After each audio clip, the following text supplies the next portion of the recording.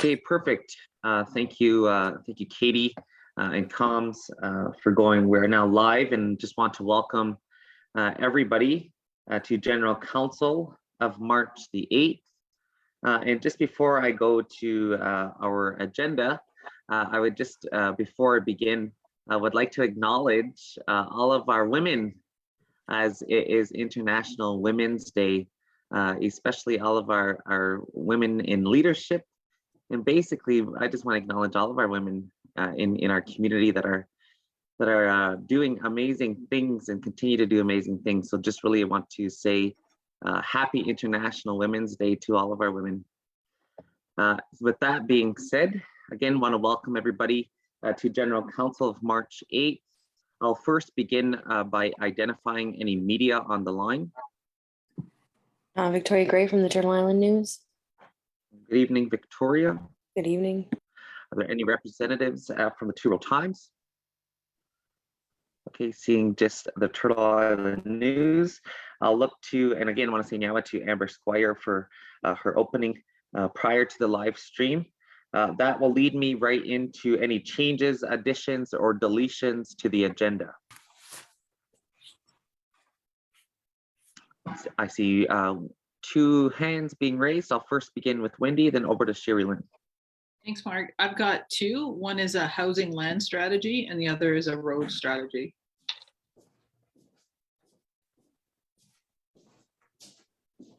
Okay, perfect. Thank you, Wendy. Sherry Lynn. Just when we'll be going back to the chambers. Yeah.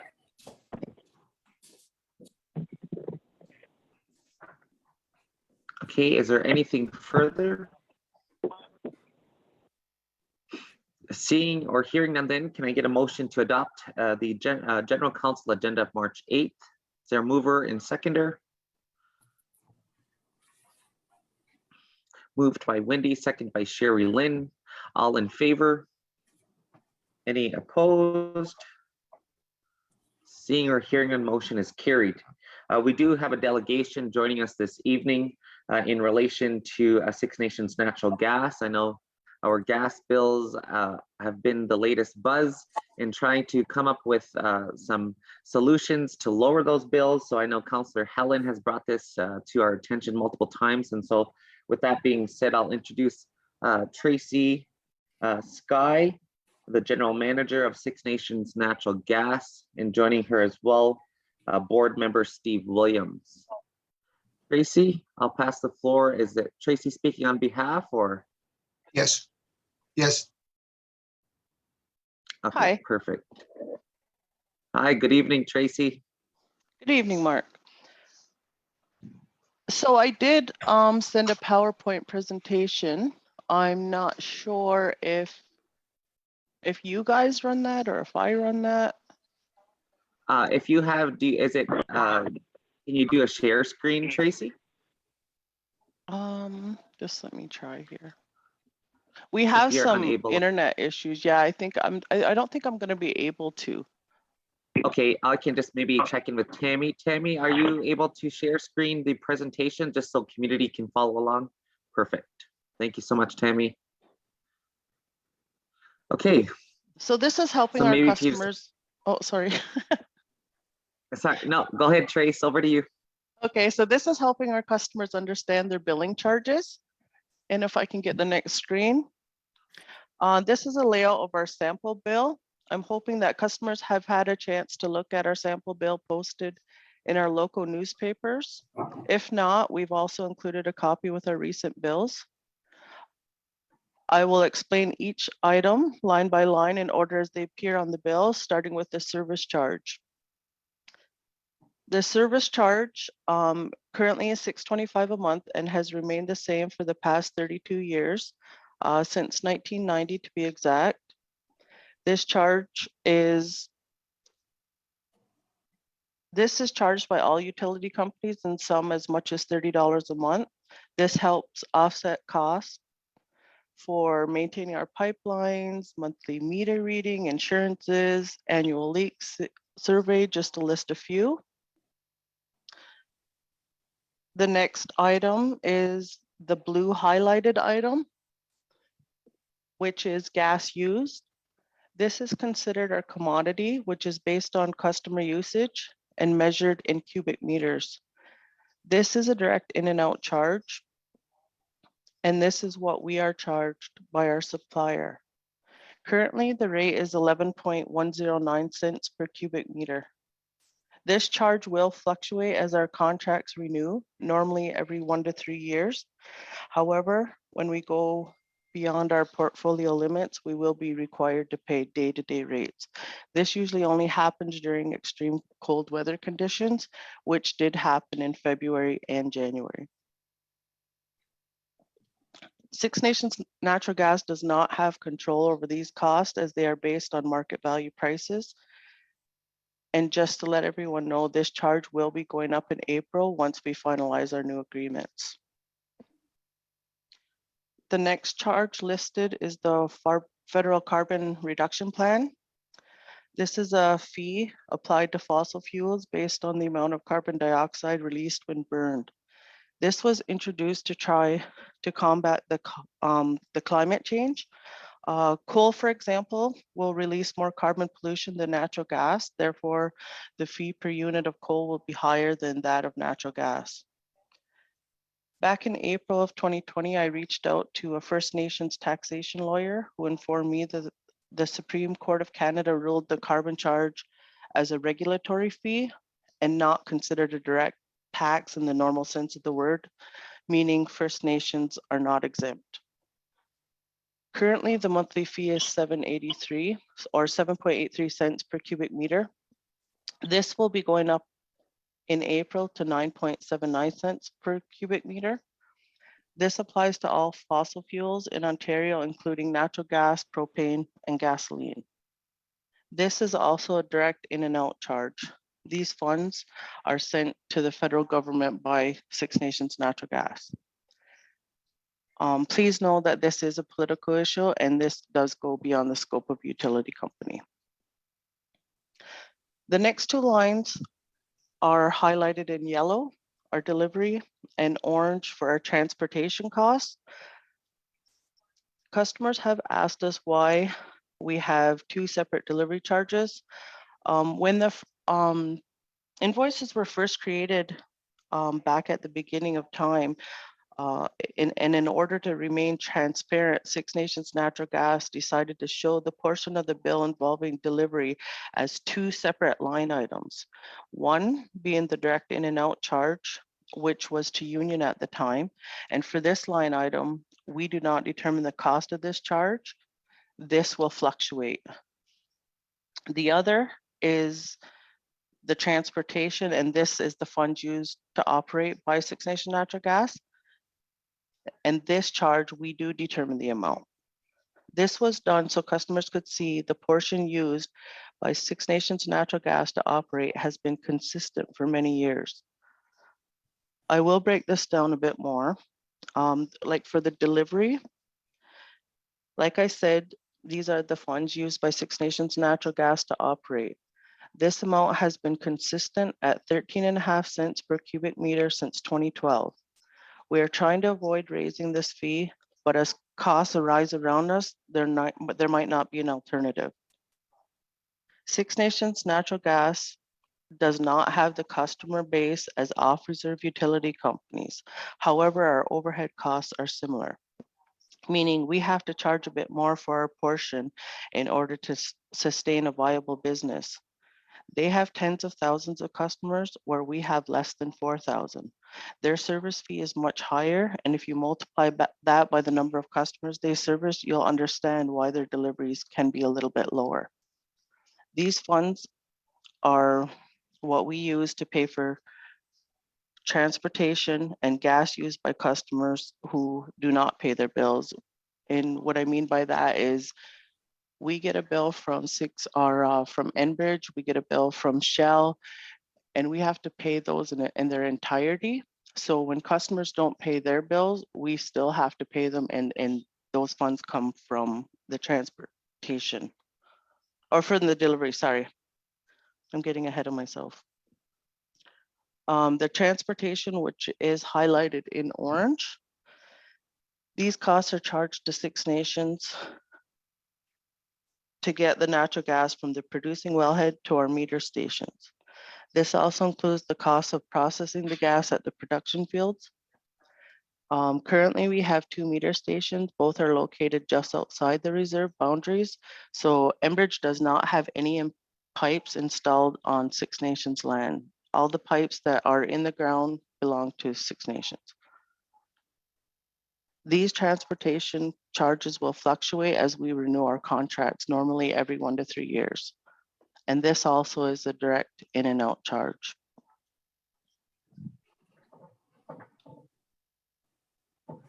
The next slide.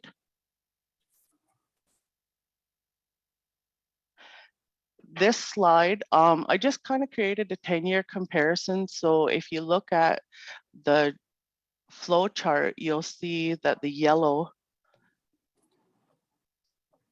line is consistent, showing that our delivery charges have been 13.5 cents since 2013.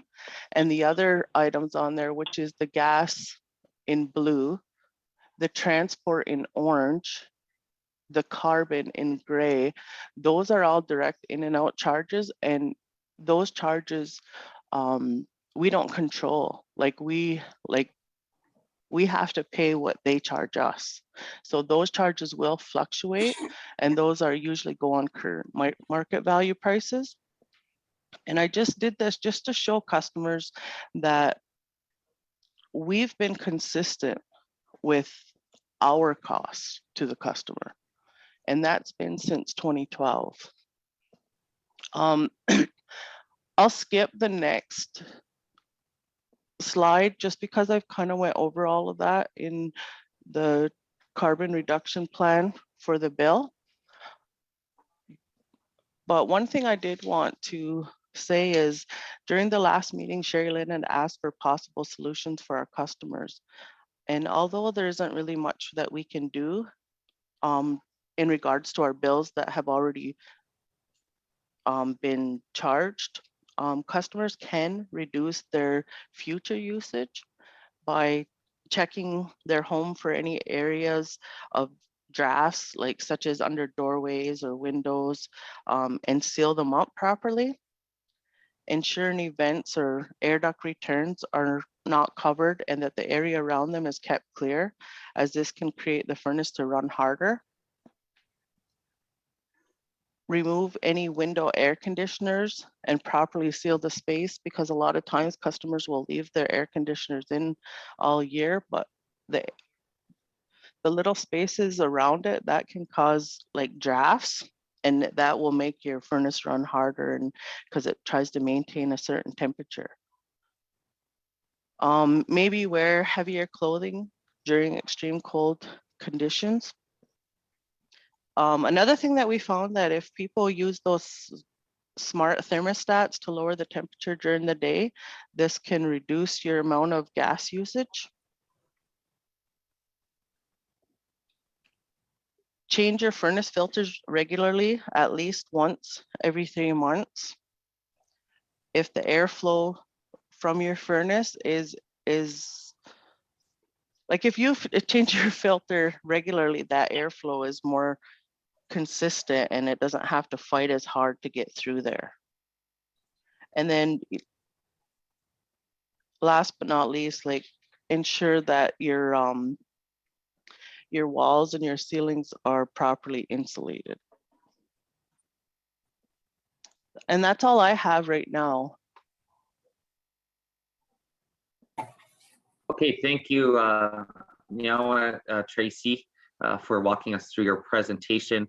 No, there's a number of questions coming in, I believe even a couple from Facebook. So I'll first begin with the hands I see raised, Wendy, and then over to Nathan. And then me. Thanks, Mark, and thanks for the presentation, Tracy. So when I look at the bill, I mean, in what you've highlighted, so 625 is a standard, that's a minimal for service. The other amount in yellow was that delivery charge 4129, which you do have control over the movement, but you've not seen a change since 2013 as an organization. I don't know if there's a way that we can look at those charges in any way, especially in light of COVID and everything that's gone on and what people have had to endure. So couple of things. And Nathan, I don't know if I'm going to jump on what you're going to say around the tax rebate with the carbon tax, but I guess in terms of the structure, because the Natural Gas Commission is a commission, so they're an entity of themselves. Have they done any political movement to go after that carbon tax and to have any movement? Or is that something that we would have to do to see if we can get an exemption on that carbon tax to reduce those rates? So that's one piece of it. But the other piece, if they are charging that and they're going through and there's nothing being done because they are a standalone commission and the structure they've created, why would they not apply for that rebate? Because that's a tax that they're contributing to. Why would they not apply for the rebate and then take that rebate and reimburse their clients within the bills? I mean, that way everybody would get that refund coming back to them. But in terms of the COVID piece, I'll just put it out there for discussion.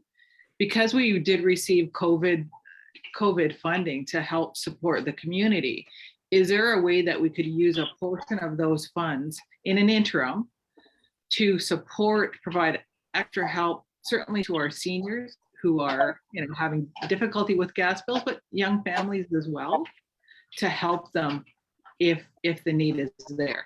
I know there's programs and services, but that might be another thing we can do in the interim until we try and get some sort of resolve with this moving forward.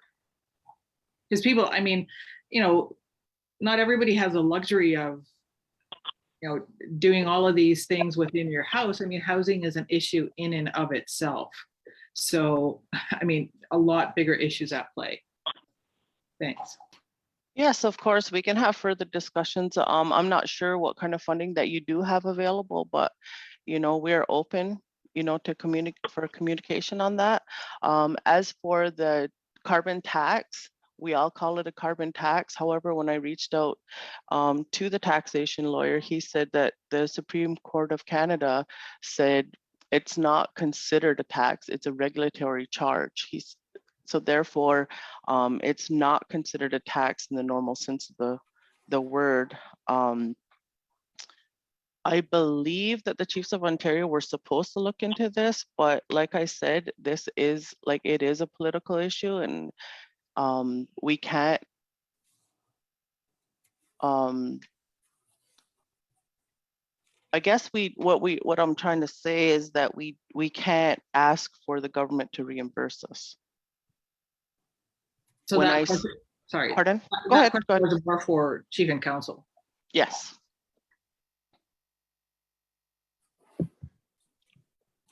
Okay, thanks, Tracy, for your responses.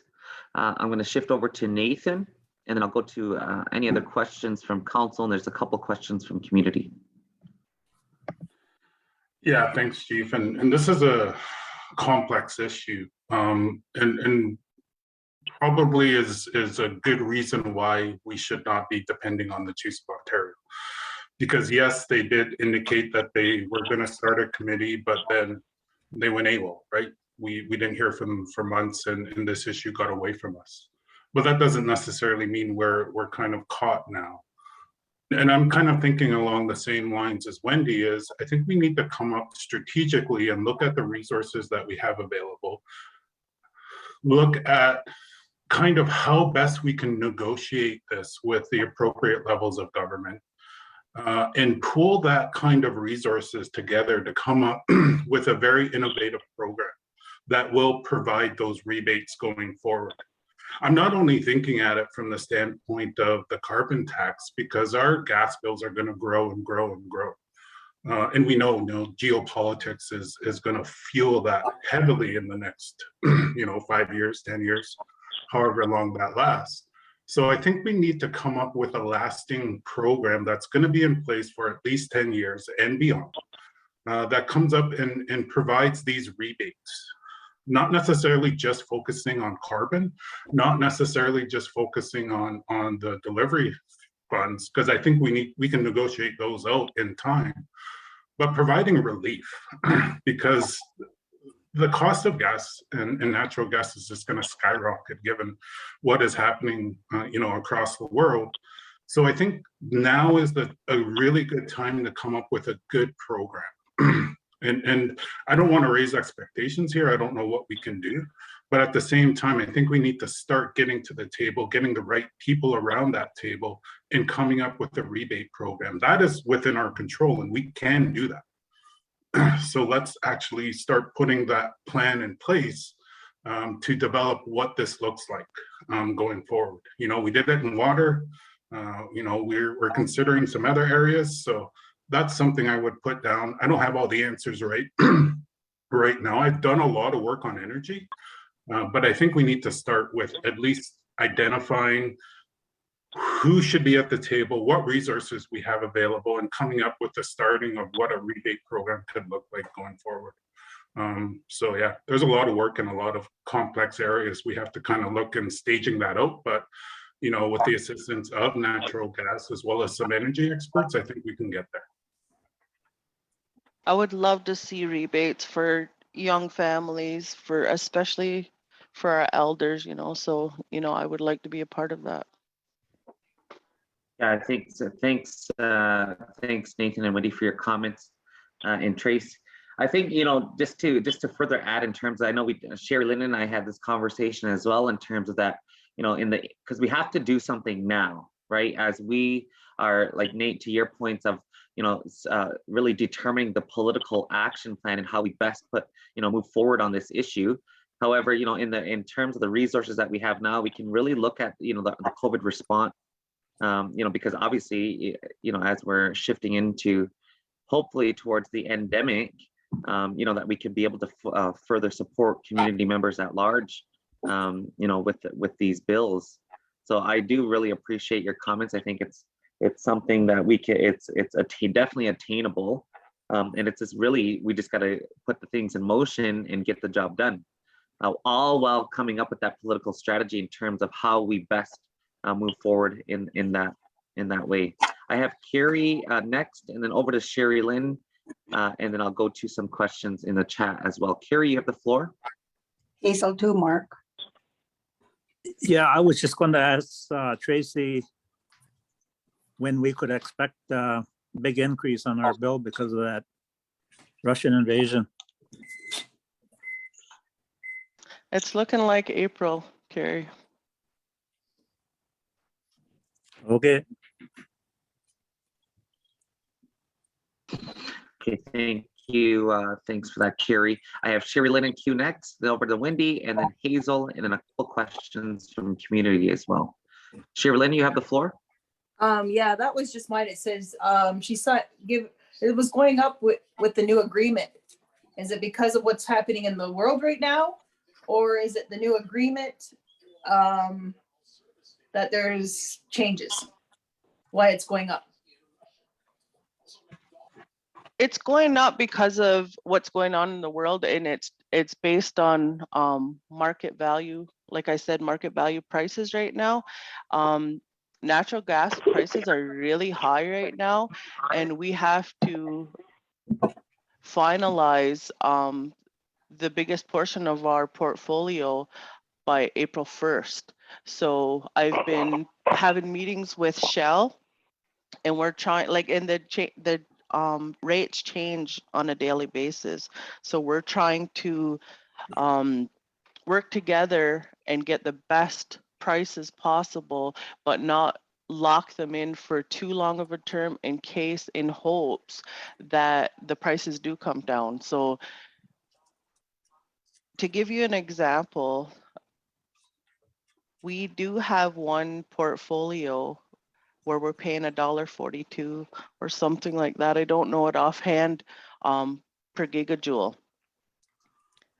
In November, the gas prices were $15 per gigajoule.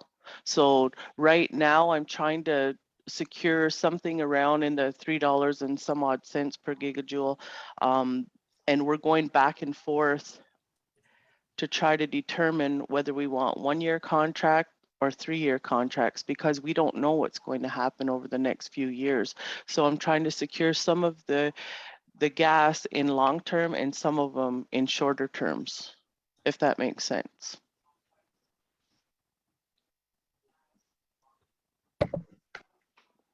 Okay, thank you. Thank you, Tracy.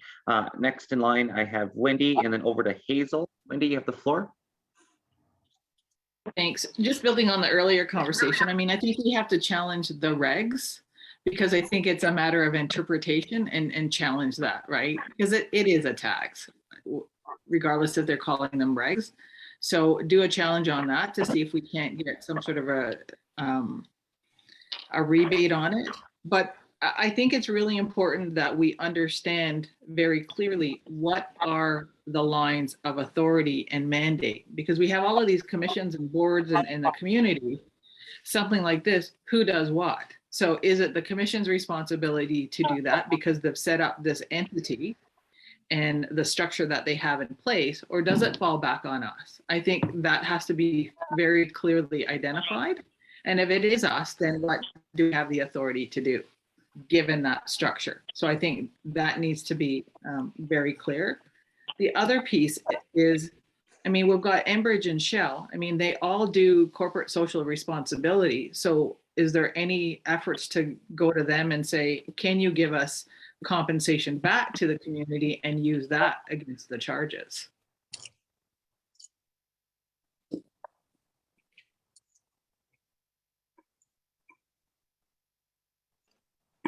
With Shell and Enbridge, the charges that they give us, I'm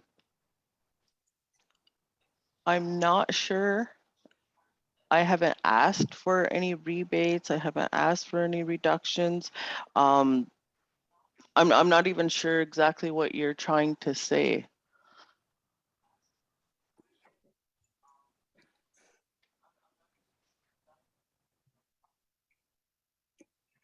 I could spend the next little while into a session on the structure of corporations, but every corporation has what they call corporate social responsibility. So that's their giving back to community.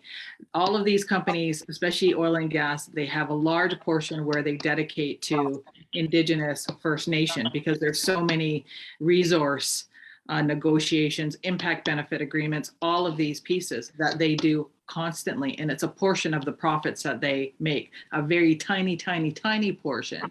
But that's what they utilize to say, this is the good that I'm doing in communities. So that would be a natural source to go to make the case, give back to the community. I have no problem reaching out to both Shell and Enbridge. It's a big negotiation, though. It's not just, call the local people down here. It's national. Mm-hmm. And I think that could be part of the overall strategy when we're talking about the political advocacy as well, in terms of, kind of the takeaways, Wendy, in terms of what you're speaking of. Hazel? Yes, I would just like to make some comments with regard to this whole issue, whether you call it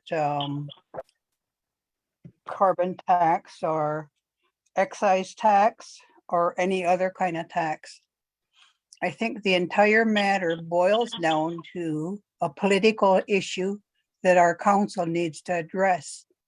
Because again, when we go back and look at the Indian Act, which specifies that we are tax exempt, it doesn't say carbon tax in the Indian Act. It doesn't say excise tax in the Indian Act.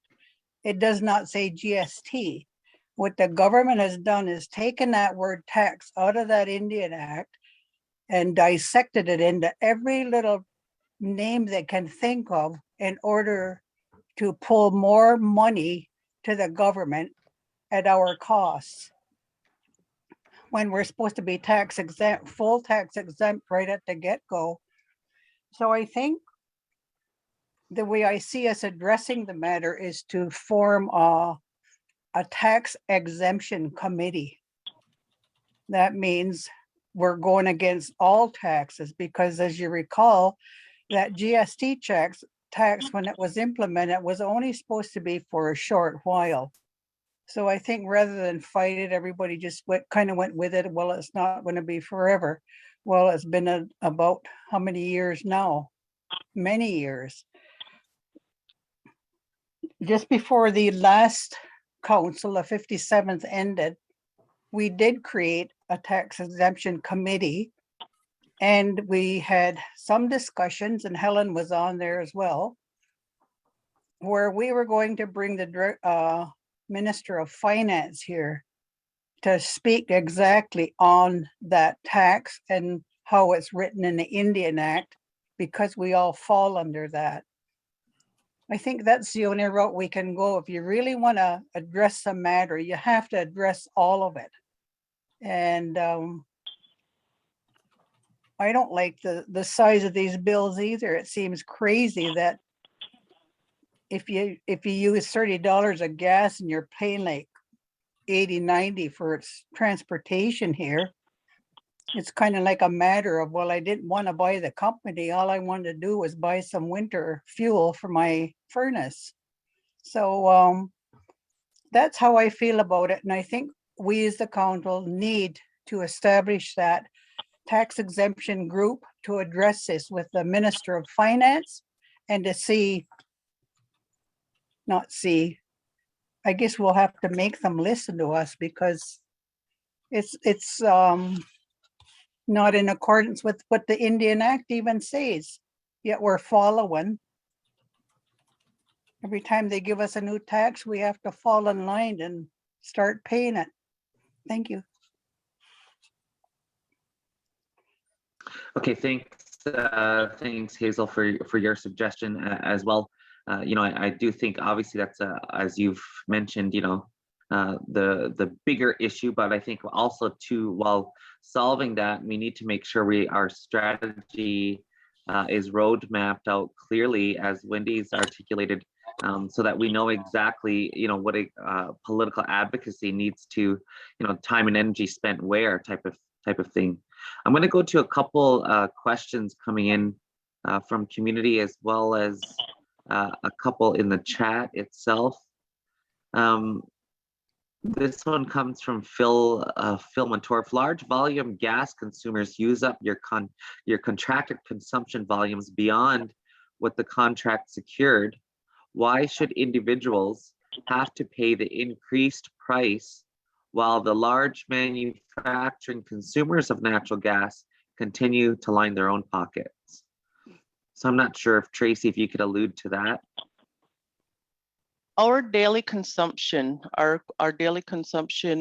we get a DCQ of, well, right now it's 1069.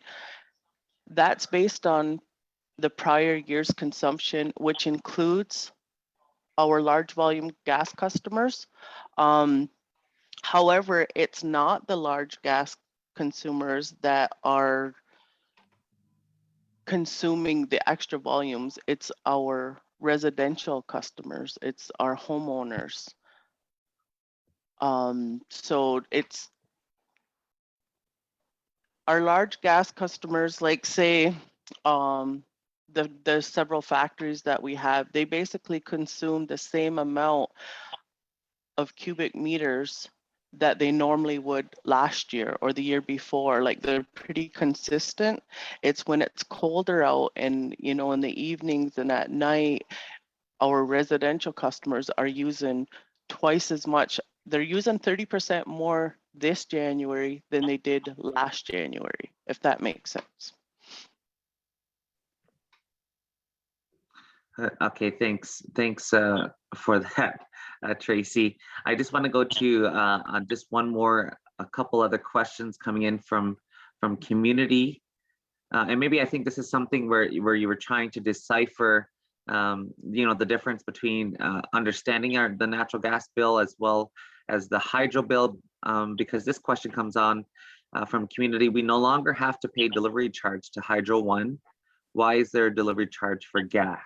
So I think, Tracy, you were trying to explain that with the billing, if I'm not correct.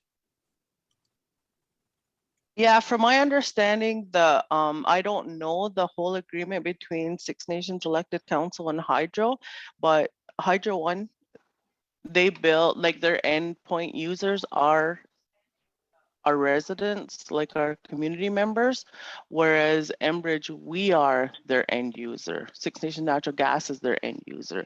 They don't bill the individual customers, and Hydro One has towers throughout our reserve with their lines on it, whereas Enbridge, they bill to our meter stations which border the reserve. They don't have no pipe on our ground, so I don't see how we can eliminate the delivery charges from Enbridge.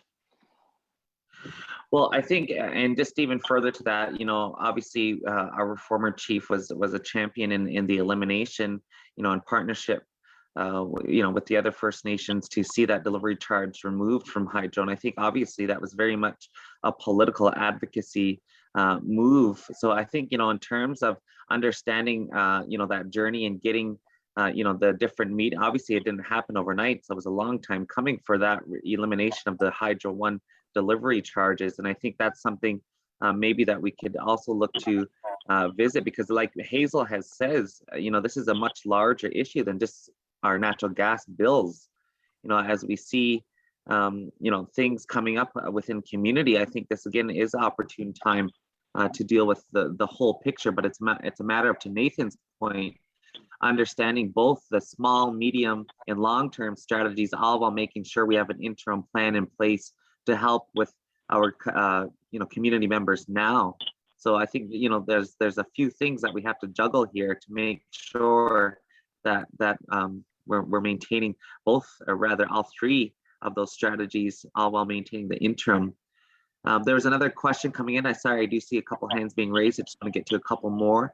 A Facebook question coming in. Couldn't there be a slush fund every year when funding comes in to help people with high cost?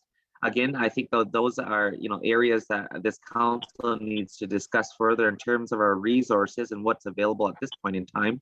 I know that what we can do is look definitely to our COVID-19 relief and help in that instance, in the interim, in the now. But again, I think it's still important to look at other ways in when funding comes through for these types of situations, especially for our seniors and elders. That was one thing that, what we're seeing of cost of living going up, but, we don't see our seniors checks go up, so there's multiple, I think, things that we could be working on at once here. Sorry, just going to continue going down the chat here. And just to also recognize, since our court case next year on our trust account, you should be able, this is from Steve, you should be able to talk to finance. It's a good time to make a deal to get rid of all taxes at Six Nations. So again, that goes back to the overall arching picture of, what are we going to do in the big term, in the bigger picture of items. So that long-term strategy. And to Phil's point on the Hydro One delivery charge, which was moved as a political initiative. So I think, we have to look at the timing as well, because I think, going back to Steve's comments, it is an opportune time, as we see even both from the province and the feds of election time and so forth, that we need to start to put in the ears, especially Ministry of Finance.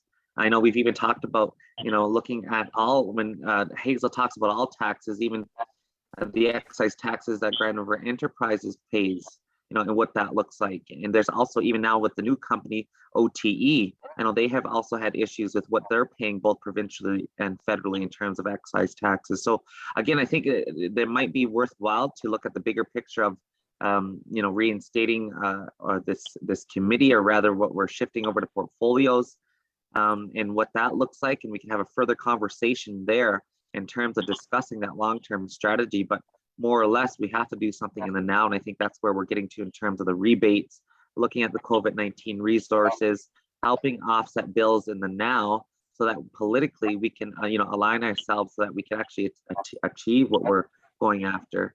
I have Wendy and Nathan who have their hands up next. Wendy, you have the floor. Thanks, Mark. And absolutely, I think we need the short-term solutions because, you know, people want to heat their house, but they also want to put food on the table. So we need to make sure that they're able to do both. So really appreciate that. We'll have that discussion and see what we can do. I'm just having trouble, maybe I'm not understanding, but to Phil's point about the consumption and consumers from the larger manufacturing consumers, and then, you know, residents having to pay that, and the response that was provided. I'm trying to comprehend how, you know, running a 50,000 square foot building, 100,000 square foot building and more, a factory with additional office buildings using the same amount as me and my neighbor, and how that's justified in the explanation. I just can't comprehend that. Maybe I'm not understanding properly, but maybe looking at some variations of how that delivery charge is done. I understand that there may be some conflicts there, so I don't know if that can be looked into.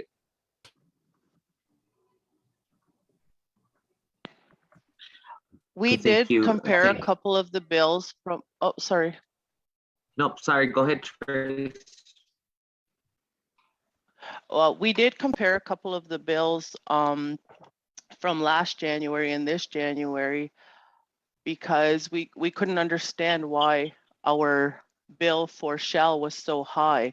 And then when we compared it, we realized that a lot of the residential customers, and it goes based on heat degree days, that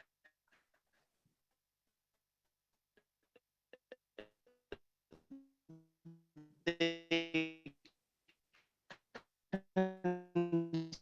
consumed 30% more. If you, and you'll see the bar is much higher for this January as to last January. And if you look at the sample bill I have, you can also see it there. And when we contracted our DCQ, when we contracted that, it goes based on the prior year. With our larger companies, they're using the same amount of gas as they were. I don't understand the whole concepts of their machinery or their equipment or anything, but when we compare the usage, it seems to be consistent with previous years. However, the residential customers, I'm not sure if we jack up our thermostats, but the bars at the bottom, there's a big play in there. What I'm saying is it depends on how you input the data and how you interpret the data. So if you've got 100 units and a company uses 75% of those units just because of mass size, that impacts the overall charge. Whereas as residents, we may be turning up our heat, but it's still a smaller portion in comparison to the large factories. It's how you interpret that data. And I'm talking about the overall mass.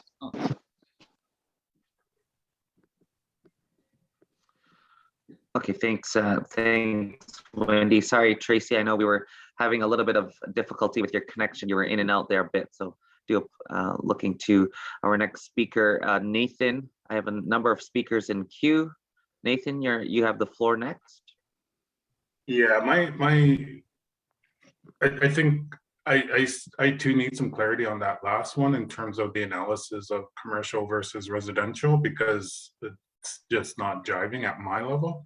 But I think the bigger issue too, that I think if we're going to go forward with this short, medium, and long-term strategy, we're going to need these numbers, and we're going to need data, and we're going to need people to interpret that. I think for me, that's the important part. And back to kind of Wendy's question earlier around roles and responsibilities, before we enter into and commit to a strategy, does Six Nations Natural Gas have the capacity to provide us with that expertise as we go into negotiation, or do we have to get a different level of Do we have to bring in experts? So that's kind of my next question. And the last question I have is information flow. We're going to need that data if we're going to go forward and look at the best way that we can do a short-term strategy around rebates.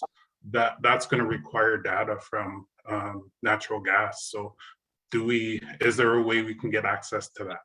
And I think for me, I need to now that I see the strategy kind of in my head, now I need to kind of put together the resources we need, both human, financial, and data to kind of get this job done as well. And I'm still kind of confused on roles and responsibilities. We're definitely willing to work with you. However, for confidentiality reasons, I don't think that we can provide a copy of each person's bill. I wasn't suggesting that.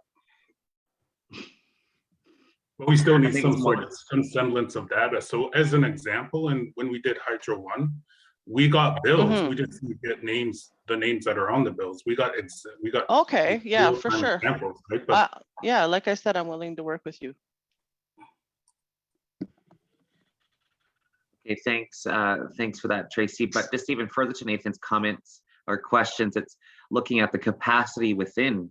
I think that's the other issue, as we're so spread so thinly across the board on multiple other issues. We want to be able to get this done in a timely manner, which I think it's important to lay out both, again, like Nathan's alluded to, both the small, medium, and long-term strategies. And by getting there, we're going to need obviously your assistance in what you've already agreed to. But I think in terms of more or less taking the lead, do we then now, does this shift over? And I think that goes back to Wendy's earlier points, which Nathan also alluded to, in the fact of roles and responsibilities and the authority of the structure of the natural gas board itself.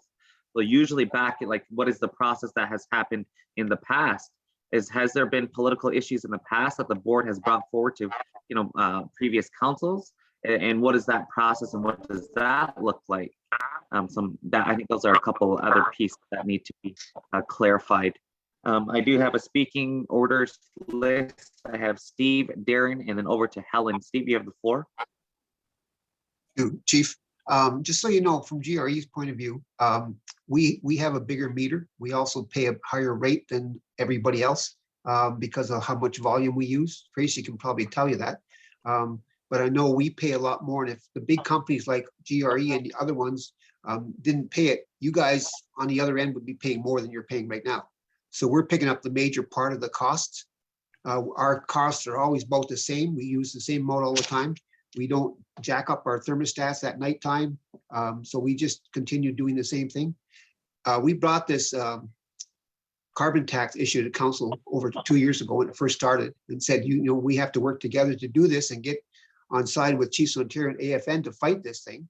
And nothing ever happened. I know Helen was part of the chair there at the time for that taxation issue, and nothing's happened. And we're still waiting to see what's going to happen here. And now people are complaining that the prices are too high. Well, you've seen this chart that Tracy gave you on the carbon tax. It's going to keep going up and up and up. It's not going to stop. I met with Mark, you were on the line today. I met with the regional chief. He was meeting with the premier this afternoon. And I told him, you said, talk to him about dropping the gas tax, because that was his election campaign last time. And it's a good time, if he wants to get reelected, to get people back working when they don't have to pay the fortune for gas. And he should be dealing with the federal government as well on the same thing. Alberta just did that today.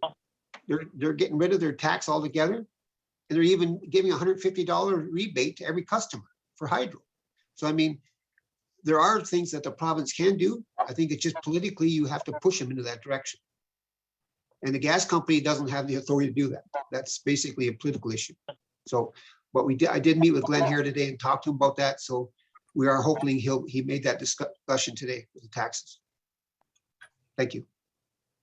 Thanks for that, Steve. And that's that. Obviously, looking at the strategy in itself, and what we spoke to in terms of the opportune time, right, to do this now. So I think Yes. that's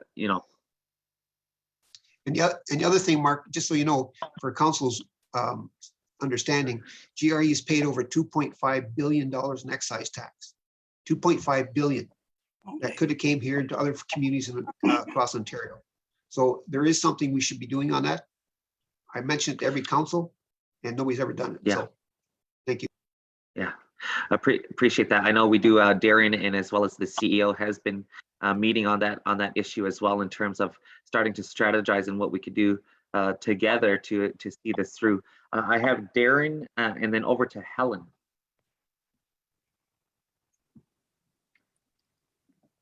Yeah, thanks for that. And absolutely, the bigger picture is quite impactful in terms of, even if you look at for our viewers out there in the community, the equalization between the provinces and the feds, those payments are substantial. We've actually integrated that kind of analysis into how that compares to, what we pay in taxes as a community. Everybody thinks that First Nations don't pay taxes. Well, that's completely wrong. But anyway, that's a larger question. I wanted to address a little bit on the shorter term question. And I want to pick up on a point that Nathan was saying in terms of the data. Certainly we can look at, on a short-term basis, what we need is the gas consumption information. We don't need it specifically by household. We need it aggregated. And we all know that we're not a very dense community. So we have a lot of arguments here in terms of the gas plant, the return, the economies of scale on delivery charge. We have a lot of evidence that we can build a case in terms of going back on those rates. And in terms of the subsidy, absolutely. We did a senior relief in terms of a $100 gift card for groceries, but we do have additional resources available. So, but we need that data to be able to kind of pinpoint, what sort of a rebate can we do for this year in particular because of COVID. And I just wanted to wrap this up with, again, the justification that the reason that residences' bills are higher is because of COVID. They're stuck at home. Why is the gas usage higher? Because they're at home. They're not going to work. They can't turn their gas down. I mean, it's pretty common sense, really. But if we have the data to support that year over year, then we can make that argument, and it doesn't impact, the other political strategies that we've been talking about. So I just wanted to kind of lay that out. And really what we're looking for is aggregated data. We already know what the density of the gas plant is. So we have that as additional, ammunition for making a case. I can go on, but I'll stop there. Mark, it's Hazel. Perfect. Appreciate your comments, Darren, and totally agree with them. And perhaps we could look at our next bringing this forward in terms of working with Tracy to get that necessary data to then inform us of how we can best proceed with the now in the interim to help offset. So maybe we could bring that back at next general finance and be able to then put notice out to community on what is it actually that we can do in the now, all while still meeting with the board, meeting with all necessary people that we need to bring in, to Nathan's point, different experts, while then defining our scope and mandate in terms of how we can politically push this item forward, and to the bigger picture of taxes in general. As Steve has mentioned, $2.5 billion since GRE has been paid, and yet we can't even get our damn roads fixed, for example. So those are the types of things, and I know Wendy's bringing forward some strategy that could help offset some of these needs. But again, as we continue to put this forward, our long list of needs in our community continues to grow. And we know at the end of the day, own source revenue and revenues that come in is going to be helping to offset these needs. We can't be relying and dependent on the governments any longer, really. Okay, I have Helen up next, and then over to Hazel, and then I want to look to wrap this conversation up, as I think we're getting into some next steps here and some action. Helen, you have the floor. Yeah, I just wanted to remind that we know Lonnie's going to be working on the transportation charges with Enbridge, so we need to sit down with Lonnie and come up with a strategy, negotiation strategy. And just so as everybody knows, I don't know if y'all remember getting a $300 check in your mail last summer, but that was your rebate for your carbon tax. So we did get a little bit of money back from the feds for the carbon tax. I think we need to continue working on trying to, whether they're calling it a tax or not, I think we need to continue working on it, but I also think we need to go after the feds because we're not getting none of that money. None of that money that we're paying on our gas bill is coming back to our community. So we need to go fight for that money to stay here. If we're going to pay it, then let it stay here. The same as with Grand River Enterprise. Our people are paying all these taxes for the gas too, because we got like what, 16 gas stations? They're all paying carbon tax, and we're paying carbon tax every time we buy a liter of gas. And now all that money is leaving our community. We're not getting anything. And you're right, Mark. Look at our roads. We don't even have money to fix our roads. So we need to start getting at the Ministry of Finance or whoever does them, looks after that kind of stuff to let us keep it then. If we can't get rid of it, let us keep it. I would prefer, of course, getting rid of it, but if we can't, let us keep it. Let it benefit us because it's not benefiting us at all. And then I'm gonna be meeting with Phil Mentor to try and re-energize the carbon credits work that he's been doing too, because we can use that as well to help us with the carbon tax. So they should be paying Six Nations. We shouldn't have to be paying anything if we can get those carbon credits going. So there's different things we can try. And I just really think we got to just start pushing and start getting out there. Now that the COVID's gone, mostly gone, I mean, it's not gone, but now that the COVID's not a big issue, we need to start meeting with people and start lobbying and doing kinds of stuff and say, look, we got to do all this. Get to Ottawa now and start kicking some asses when we go there. Because we've let them go for 2 years. Now we got to start hitting really hard because there's so many issues. Yeah, I agree. Thanks, Helen. And we'll definitely look to, again, our strategies and our political advocacy moving forward here, because again, we have to look at the bigger picture of things as well. What can we get from the Fed? There's again, multiple issues, political issues across the board. So we got to be strategic in terms of placing each and what we can get from the Feds and the province to be able to, again, see the overall benefit across the board for all of our people. I have Hazel next and then over to Wendy. Hazel, you have the floor. Okay, thank you. I just would like to say that I think what we really need to do is reestablish that tax exemption committee to begin now to work on this tax issue, because we can talk about it a long time, but until we start acting, that's when you start getting some answers to, and hopefully get some resolution to what is wrong. I wanted to ask Steve a question in terms of the high amount of excise dollars that you have sent to the government.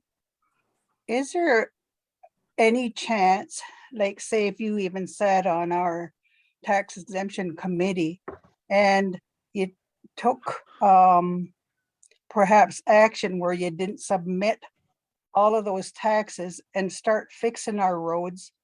We know how bad our roads are, and it's no fault of anybody because you can only fix with as much money as you got.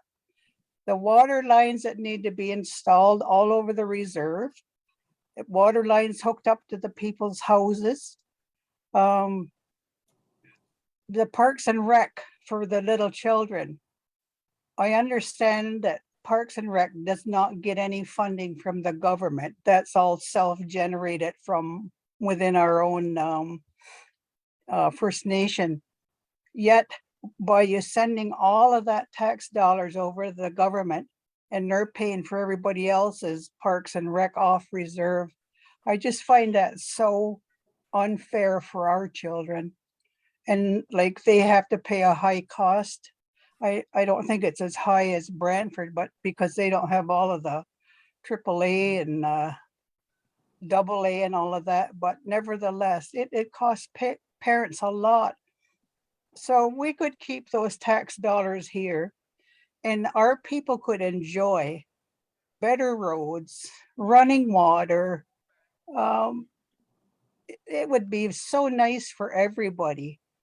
And I think if we had a operation where everybody's together on our governance, it would feel so much healthier. It would feel so much better for everybody. Because if we all just take a look at what those people over in Ukraine are enduring, that is beyond human belief. So I just hope there's better days for us and all working together and having greater things, and us just being able to enjoy the money that's being generated in this community, because that's where it belongs. Thank you. Thanks, Hazel. And just to also reiterate again, you know, I know Darren, our SEO, has been meeting with the GRE CEO as well, having these conversations, so we can have that topic of discussion at another date, because I know, you know, at times it all gets intertwined. However, you know, want to really focus in here on natural gas and where we go at this point in time, in terms of, you know, the really looking at the short term and the now. And I think we've established what we can do in terms of the resources, bringing that back at our next general finance meeting, and then being able to put notice out as to what we can do in the now, all while still maintaining strategies, both small, medium, and long term, so that we can again get into the overall bigger picture here. So we can just wanted to make those comments as well. Wendy, I have you in queue next. Thanks, Mark. And that really summarizes where I wanted to go as well. Do you need, or do we need to do any type of motion to action anything, or just having laid out that strategy? It's a starting point. You know, Darren talked about the COVID funding and looking and collecting some data to see what we can do to help community members with their gas bill in that sense. And then the medium term to look at some political action. The only comment I have is, you know, in that strategy, streamlining, because we have people doing, staff or departments doing pockets here and there. We need to clearly define the political items that we need to be undertaking and we need to be working on, rather than everybody having their hands in pieces. So, and I think that's how sometimes we lose sight of things, is too many people in the pot. Yeah, no, I totally agree. So what we can do then, if council, sorry, Nate, I see you have, or Nathan has your hand raised. Just a quick question as it relates to that. I'm thinking in terms of the regulations on our pricing. Does the commission do the regulating on our pricing, or where does that come from? Like, where do we come up with our numbers? I'll look to Tracy for a response. I'm not sure how this began. As I said, it's been the same since 2012. I'm not sure what impacted those costs. I can try to look into it to see if there's something that goes along with it, but I haven't come across anything. All I know is that it's been the same. So we haven't moved our rates. What I'm referring to is the Ontario Energy Board on an annual basis provides a rate for certain areas in Ontario, and they set them. I'm just wondering who sets our rates. Six Nations Natural Gas sets our rates. We're not rate regulated from Ontario. So who within Six Nations Natural Gas? Is there a body, or is it the board, or is it the commission? It would be the board. Okay, thank you. It would be on recommendation from myself and approved by the board. But I guess back in 2012, it would have been Nick. Okay, perfect. Thanks for that, Tracy. Sorry, Tracy, did you also want to follow up with a question or comment? Yes, I do have to retract a part of my earlier statement to Wendy regarding the difference in the usage. When I first talked about it, I remember back in January when we were trying to determine why the natural gas bill for Shell was so high, and we were looking at the residential, commercial, and industrial usage. I was going to just pull up in the background to show you. I was going to black out names and show you the comparison. But then when I looked into my files, I was like, oh, I'll just open my file and see if I can find it. And I was like, oh, okay. So it was more so for residential, and the commercial and industrial weren't consistent. They weren't consistent as previous years. They did go up, just not as much as residential.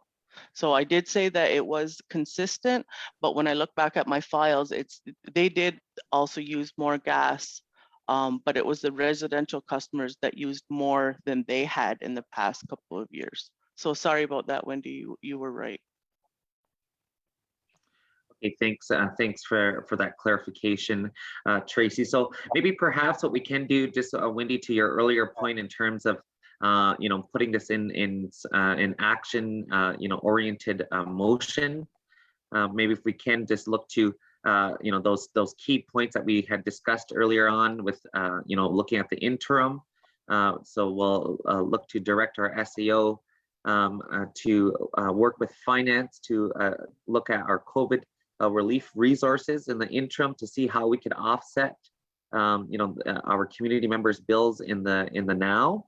So that's kind of the small interim strategy, all while still working towards key stakeholders in developing and streamlining the medium and long-term political strategy moving forward. So I'm just wondering if you're still willing to put that in a motion. Okay, perfect. So it's moved by Wendy. Okay, thank you for that. Is there a seconder? I'll second, Nathan. Second by Nathan. Are there any further questions or comments? Okay, seeing or hearing none, all in favor? Any opposed? Seeing or hearing none, motion is carried. Motion to waive second reading. Moved by Wendy, seconder. Second by Nathan. All in favor? Any opposed? Seeing or hearing none, motion is carried. And just really quickly, if we can as well, as a recommendation, just accept Tracy's presentation as from the natural gas company as information at this time. Is there a mover to that effect? I'll move, Audrey. Moved by Audrey, seconder. I'll second, Hazel. Second by Hazel, all in favor? Any opposed? Seeing or hearing none, motion is carried. Okay, Tracy, well, again, I want to say thank you to you and Steve for joining us this evening. Sorry, Wendy, did you have a question? Yeah, if community members, because I think we had intended to advertise this so as many community members as possible could listen in and get the information. But if they missed it, who can they call directly to have a conversation if they want more information on their gas bill and understanding this? Is there a particular person at Natural Gas, or can they call board members, or who can they call? They can call me. Okay, so call. Honestly, I've only Tracy, had one person call me so far. You don't want to speak too soon, Tracy. Just kidding. I know. Okay, so for No, community, I'm seriously okay with it. Okay, so just for community's information, and thanks for that, Wendy. If you do have any other inquiries or general questions, that you could reach out to Tracy Skye at the natural gas company. So thank you for that. Okay, again, just want to say now to each of you for joining us, and we will look to work off the line in actionizing our resolution, and again, making sure that we have all necessary data and basically so we can make our case moving forward politically. So do appreciate all your work. Thank you so much for joining us, and I hope you have a great evening.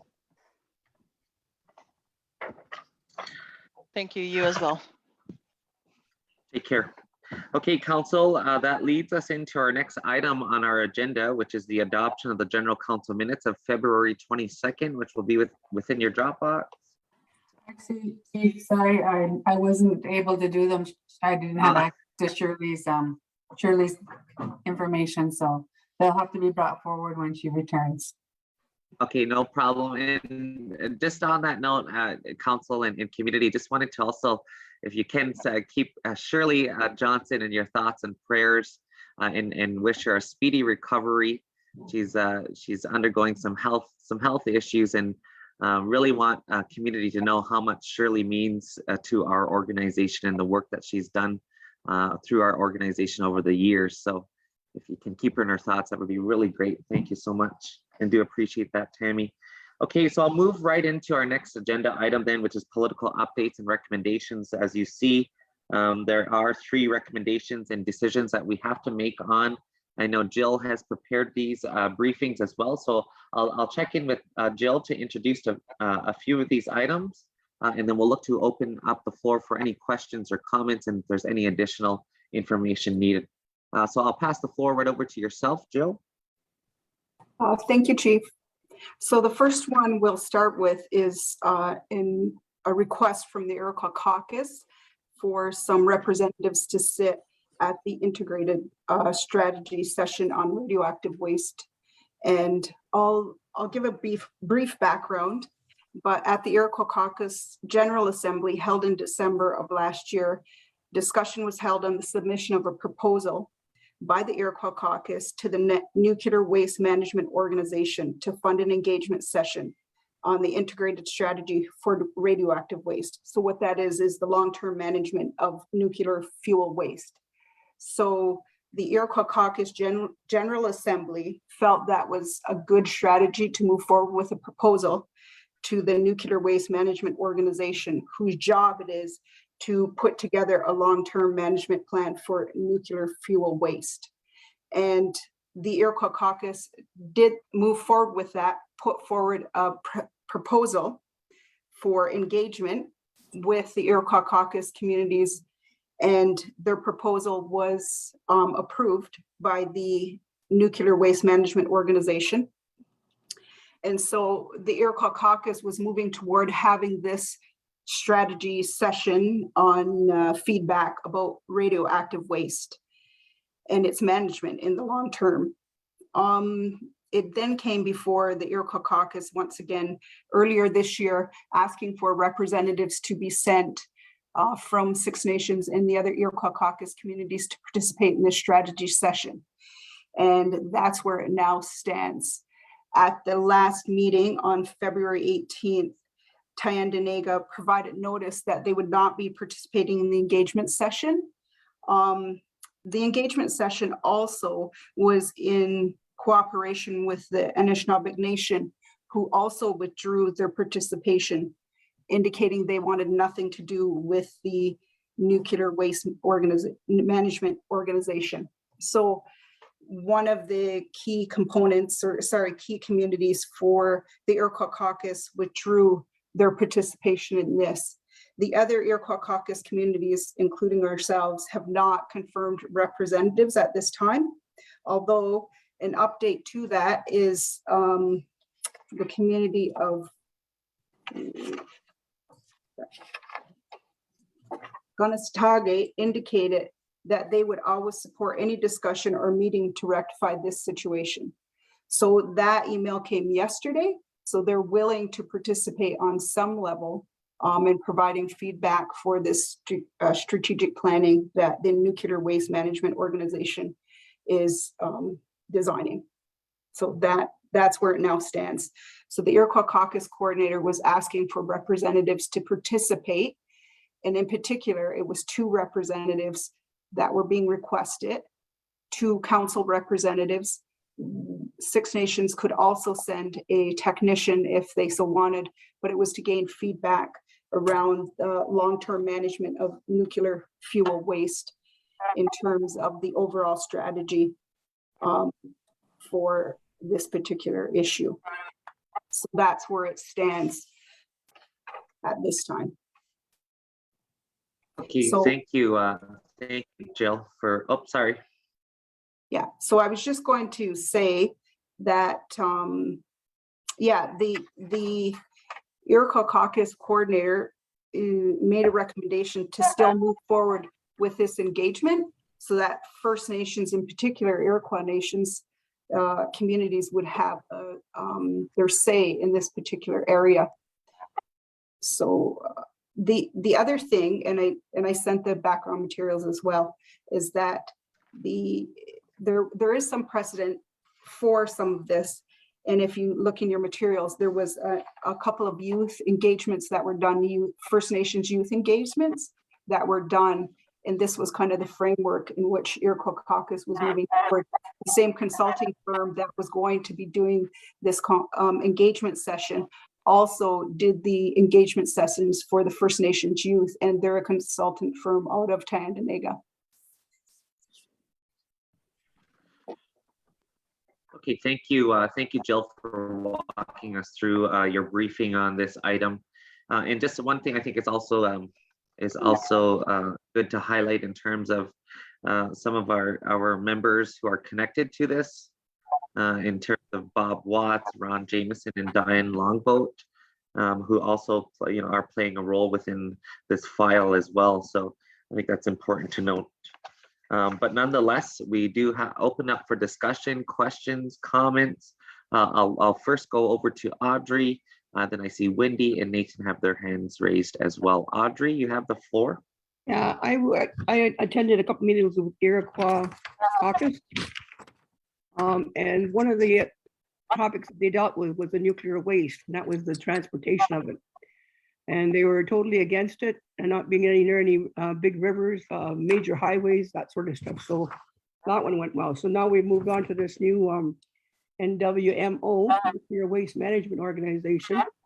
I think we have to do our due diligence and look into it. Who owns this company? The research that I've done so far shows that it's owned and run by producers of nuclear waste. One of the biggest ones is the Ontario Power Generation and Hydro-Quebec, as well as New Brunswick nuclear waste. So you've got a company working for nuclear waste producers and owners. The next thing I would like to see if we could be very careful on this, on engagement, because a lot of people are seeing this as consultation. I think if we're going to send 2 people, or if all of our council want to attend, we should be going to do fact finding. We should be going for information gathering and reporting back to the community. We have a community who have a wealth of knowledge, and I think we should be opening up for our community to be able to give us their opinions. And before we make any kind of decisions or move further in this, I think we have to tread very carefully, I guess, on this, because it's such a huge issue, and you're dealing with such toxic things that will be there for, well, who knows how long, but depending on the severity of the radioactivity of it, for thousands of years. So I think we have to tread carefully. Thanks, Audrey, for your comments on this file. And I think it's also important, as we've spent what was it, 2.5 hours today on environment and the work that we're doing and prioritizing environment here in our own community, and what that looks like. And so I think this is also to further Audrey's points on the importance of this, and not to be misconstrued. That's where it's always gets in tandem with engagement versus consultation, and that it not be misconstrued with consultation. But to Audrey's points, I think incredibly agree in terms of the due diligence and the fact finding on the pieces to this file. And I think if we want in terms of us having that, I still think we need that support of technicians to be able to support us as the political body or members attending these types of sessions. I see Nathan has his hand raised. Nathan, you have the floor. Yeah, similar comments to Audrey. In terms of if we are going to participate, I would like to see the presentation from NWMO first, to see what their intentions are, to see what they want to engage us on, and kind of make that determination from there. And the other aspect to this is, I think this is in a lot of ways prioritizing versus impact, right? When I look at what the NWMO wants to do, and eventually it's going to happen, right? They've been tasked with coming up with that plan for the management of nuclear waste at large in terms of the work across Canada.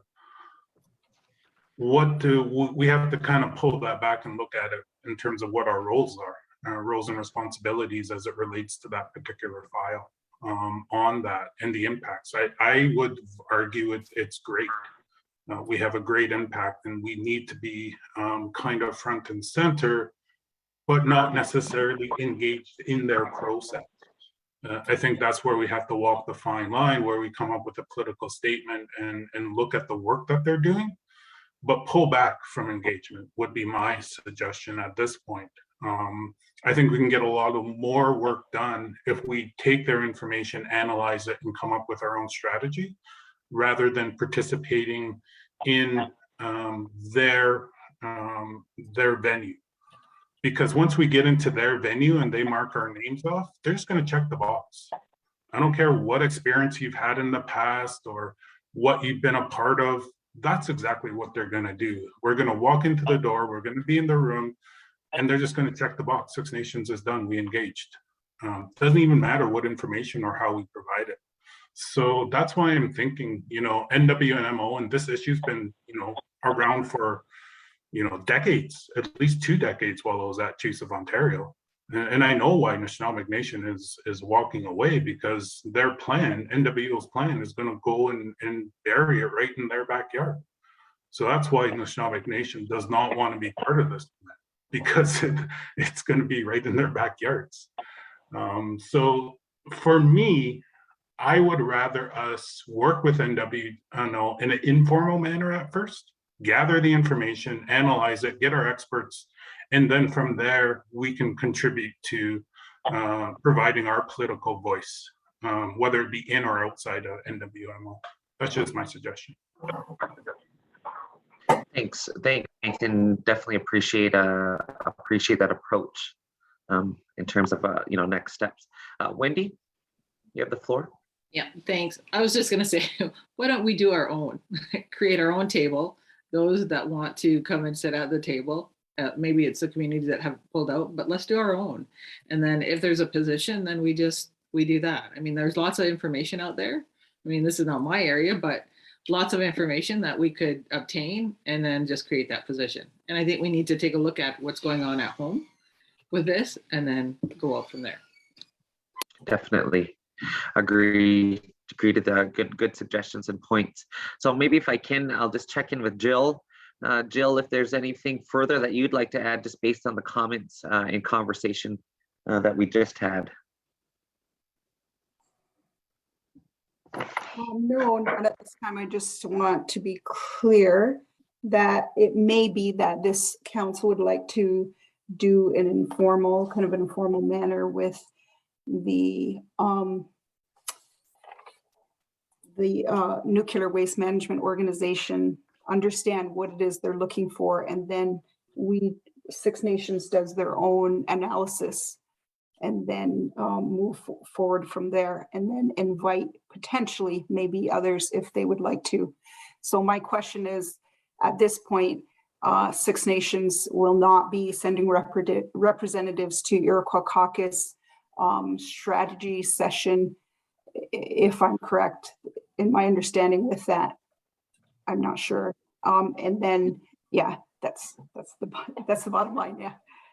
Yeah, that's what I'm hearing too, Jill. Just based upon the comments, is let's get and do our due diligence and fact finding. Maybe if that's looking to them to come and present the full council as part of that package to do the necessary fact finding and diligence, and then we'll look to doing our own analysis and so forth. To Wendy's comments of basically doing our own. So I'm on the same understanding as yourself, Jill. Nathan?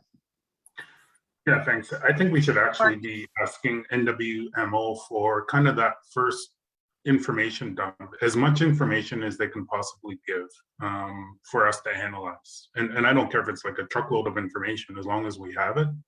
I think that's kind of the kind of first step I would see, is kind of that environmental scan, because like I said, they've done so much work on this over the years, and it's been very public.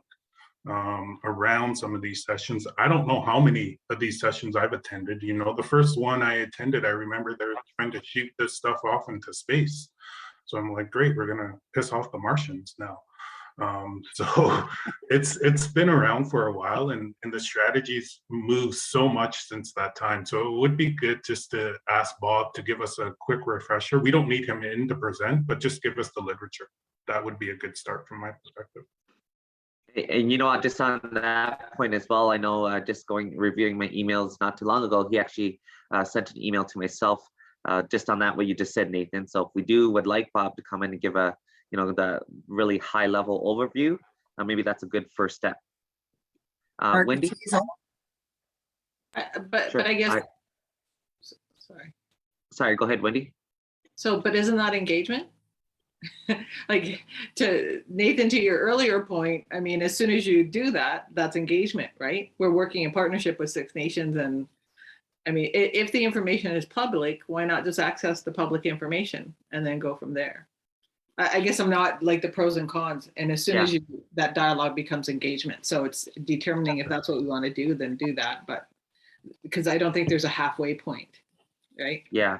And it kind of goes back to on our briefing in terms of the consultation versus the engagement in impacts type, right? Yeah, and if that's what we're concerned about, then we do or we don't. Yeah. Okay, so we'll look to next steps here. Hazel, you have the floor. Yeah, I just, when I hear the word nuclear, I don't want nothing to do with anything that's nuclear. Right now, the world's living in fear of being, you know, sent to Mars with nuclear power. So I don't know. I just think it's a matter that the people are not going to want to even have to listen to, because it's a scary thing. It's powerful. And the number of years that it takes to even, I don't know if you can ever get rid of it. I've often wondered, like, they made it, how come they can't unmake it? Because it must crystallize at some point, and when it's crystallized, they should have some kind of a device or some kind of a system to make it not nuclear. That's how I think anyway, but I'm not a scientist. So just to let you know that I'm afraid of that, because right now we're all living under a world threat of being bombed by a nuclear bomb. So thank you. Okay, thank you. Thanks, Hazel, for your comments as well. I'm looking to wrap. I think I know where we're hitting, but I'll finish off with Nathan and look to next steps on this issue. Nathan? Yeah, just devil's advocate, there's always that flip side, right? So we're contemplating a health center. Health centers with the equipment that's being complicated, that also produces nuclear waste. So we have to be cognizant of that and be careful on how we kind of position ourselves politically, because we wouldn't want to jeopardize what we have going on the health side of things. So just want to kind of lay that out too. No, yeah, that's a really good point, Nathan, in terms of, you know, we have to educate ourselves. You know, obviously we're not all experts in this sector or file, but I think this will really help us further understand, you know, the best next steps that we can make, like even here at home, and the impact. So what I'm going to do, and what I'm hearing based on the conversation, is still at this time in terms of the next steps of the briefing that Jill has prepared. I still feel that we're not in a position to send anyone to this table. So I think at this time, we still send that message along that Six Nations is not prepared to send any members or technicians to this table at this time. All while doing that and sending that along, I think we can still do our fact finding in our due diligence in the public, you know, view of things. And I think in terms of really, you know, highlighting the importance of not misconstruing, you know, consultation versus engagement and so forth, and all those pieces. So I think if we can leave that, Jill, with the chief's office, with yourself and myself, and I think at least we've you know, decided a direction at this point to go from this point on. Jill, just want to know if there's anything further on your end that you'd like. No, nothing further, Chief. Okay, thank you for that. So I don't think we necessarily need to put that in a motion at this time. But again, we will look to the direction based upon, I'm not hearing any opposition to the direction that we're heading. So again, just to reiterate that we will not be sending any members or technicians to the table at this time. In the same sentence, we will be doing our fact finding on this nuclear waste management organization and further due diligence so that we can further educate ourselves on this and bring that item back at our next meeting or next when we have all necessary information. So is there any opposition to that direction? Okay, seeing none, so that's what we'll do. Thanks, Council. So we'll update as we move along here. The next piece, I'll pass the floor back over to Jill in terms of the recommendation 2 in the action plan design. Jill, you have the floor. Thank you, Chief. The next item up is the United Nations Declaration on the Rights of Indigenous Peoples Act and the federal government's move to develop their action plan in relation to this act. The federal government reached out to Six Nations, the senior administrative officer, wanting to have Six Nations engage in the development of this action plan. And so we thought it was best to bring it to this table to understand what Six Nations Council would like to do in terms of the engagement. And they do call it consultation, cooperation, engagement. They use all of those words in the body of the information that they're sending, and whether Six Nations wants to be involved in that. And it's the action plan design. So basically what that is how the federal government's going to, action the United Nations Declaration on the Rights of Indigenous Peoples Act, which received assent in June of last year. So how are they going to do that exactly across Canada? And they want Six Nations' feedback directly because they reached out. So I guess looking for direction on how this council wants to proceed with this consultation, cooperation, and engagement. So that's some of the words that they used in their materials, and whether Six Nations Council wants to move with that and engage and give feedback on the action plan design. And the action plan design is to be completed by June of 2023. They have 2 years to complete that for the plan design for implementation thereafter. And I think, and thank you so much, Jill, for preparing this briefing and bringing this forward, because, in some of the bullets that you have highlighted as well within the briefing in terms of the next steps, I think one of the key pieces as well is, the one bullet that reads, Canada is still operating under a pan-Indigenous approach, even though Canada has acknowledged Inuit and Métis Nation as a separate and distinct. And even though Six Nations has been very clear that we are also distinct from other First Nations. So I think there's different, I think, things at play here in the bigger picture of things, but also too, in terms of the terminology that they use is something that we have to be very cautious of in terms of how we best move forward in this area. I'll open the floor up for further discussions, questions, comments. I'll first begin with Wendy. Yeah, thanks, Mark, and thanks, Jill. So with this one, I think we need to control the narrative. I think we should be strategic. How do we allow them to come into our community to speak with us? If we have an initial meeting and then we redefine so that we can change the narrative of this so that it benefits us in the process, and make sure it's written, whatever that narrative is. And I think if we look at the bigger picture, how can we use this to our advantage? I mean, we're talking about excise tax. If we ever address the Indian Act once and for all, then are there applications? Are there things that we can use in this if we know what their thinking is and the road that they're taking? How do we re-strategize it to our benefit? That's my thought.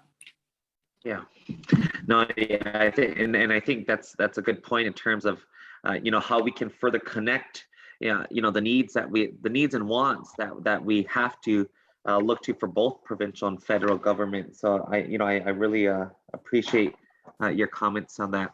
Is there any further comments, questions? I see Audrey has her hand raised. Audrey, you have the floor.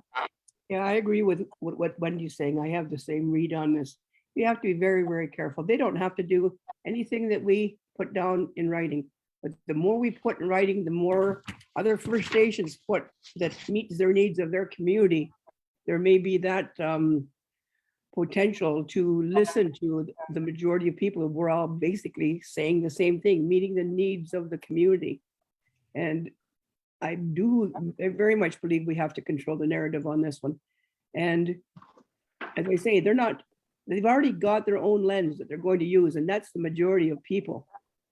And it's not the majority of First Nations. They're going to try and get our opinion so they can put down again, just as Nathan says, consultation, engagement, check the box. We did hear from them, and but I think we have to make our statement, even public statement at that time as well, and make sure we do our social media blitz so that people know what exactly our position is on this. Yeah. Okay, thank you. Thanks, Audrey, for your comments as well. Definitely good comments and points being raised, and totally wholeheartedly agree with our next steps here. Further questions, comments? Just want to acknowledge the chat as well. To Helen's point, that engagement seems to, or is the new word for consultation. So, mentioning the earlier points of the terminology that they're using. So, just to Wendy's and Audrey's points that, we do have to be very cautious in terms of how we best, move forward and on this file. Nathan?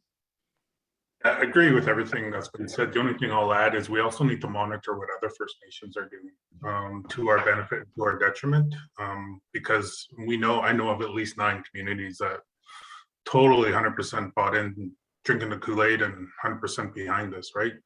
So we don't want to impact them, but at the same time, we don't want their perceptions impacting us. So I think I like the cautious approach for that particular piece, but just to ensure that we're monitoring what other communities are doing as well, both positive and negative.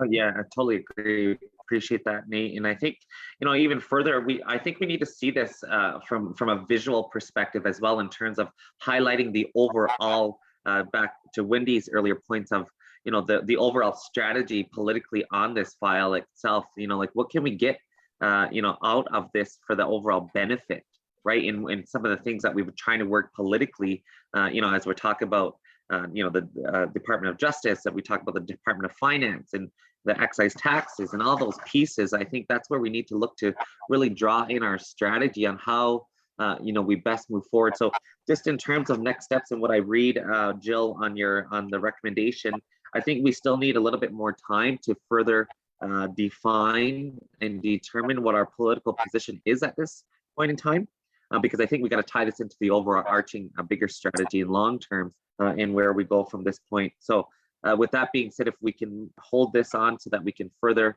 this conversation at political liaison, so we can bring in more pieces, I think, to this. Just looking to Jill, if there's any other comments or further deliberation that you would like to have on this briefing. If not at this time. Okay, perfect. So we'll flag this item and cautiously approach and bring this item back to a political liaison. Okay, Council, that being said, I'll lead us right into our next item under the political updates, which is the court-approved class action and the opt-in notice to eligible bands. Back over to you, Jill. Thank you, Chief. So the Chief's office received a notice from the lawyers for the class action, court-approved class action. It's an opt-in notice for eligible bands. So this is for bands, not individuals, not for day school scholars, day school survivors. Those have already been, as we know, dealt with. This is particular to bands. And what it's, there was a lawsuit brought by 2 First Nations bands in BC, and they asked for a class action lawsuit to proceed, which it was approved. And what it's asking for is it's a claim for the collective harm suffered by bands as a result of loss of language and culture caused by Indian residential schools.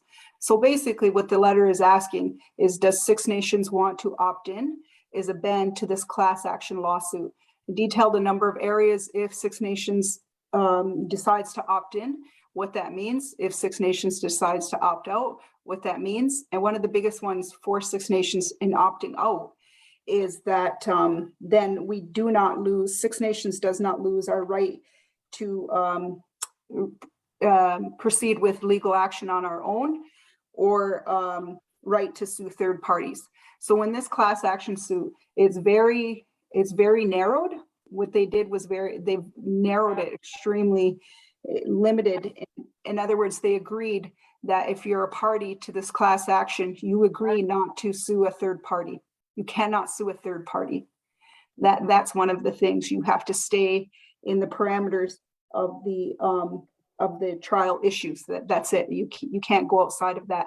Even if the court finds in this instance that, say for example, third party would be like a residential, the government or the churches. Even if the court finds in this instance that the church was liable for certain things, you cannot, if Six Nations opts in, you cannot then go outside and sue the church thereafter. You've given up that right if you opt in along with other third parties. So I'm just looking again on direction for how Six Nations wants to proceed.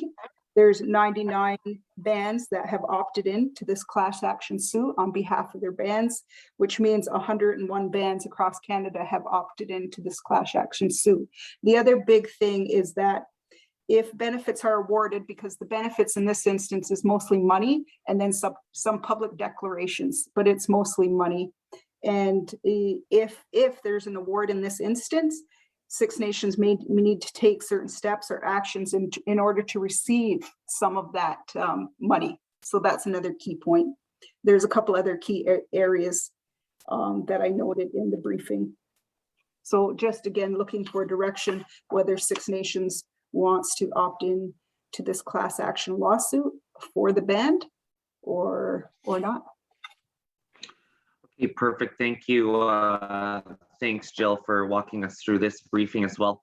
And just, and obviously we'll look to further questions, comments, but I think, just reading, the briefing in itself, in terms of the loss of language or the individual ban for claims of loss relating to language and culture, I think this is something that we'll have to even look at, as we've heard from yesterday from our language commission, itself, and the need for the importance of, additional funds there in creativity of, making sure that we continue to teach our languages as best as we can, and teaching our young people to carry those languages on.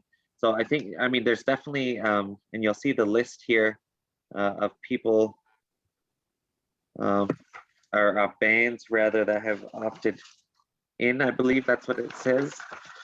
But I think at the end of the day, we have to make our decision here in terms of how we best want to move forward on this file. I see Audrey has her hand raised. Audrey, you have the floor. And Mark, mine is more of a question. And mine is, what risk does this put our secretariat at? And how will this affect our investigation that's going on now, which we say is a crime scene? And what happens to our findings?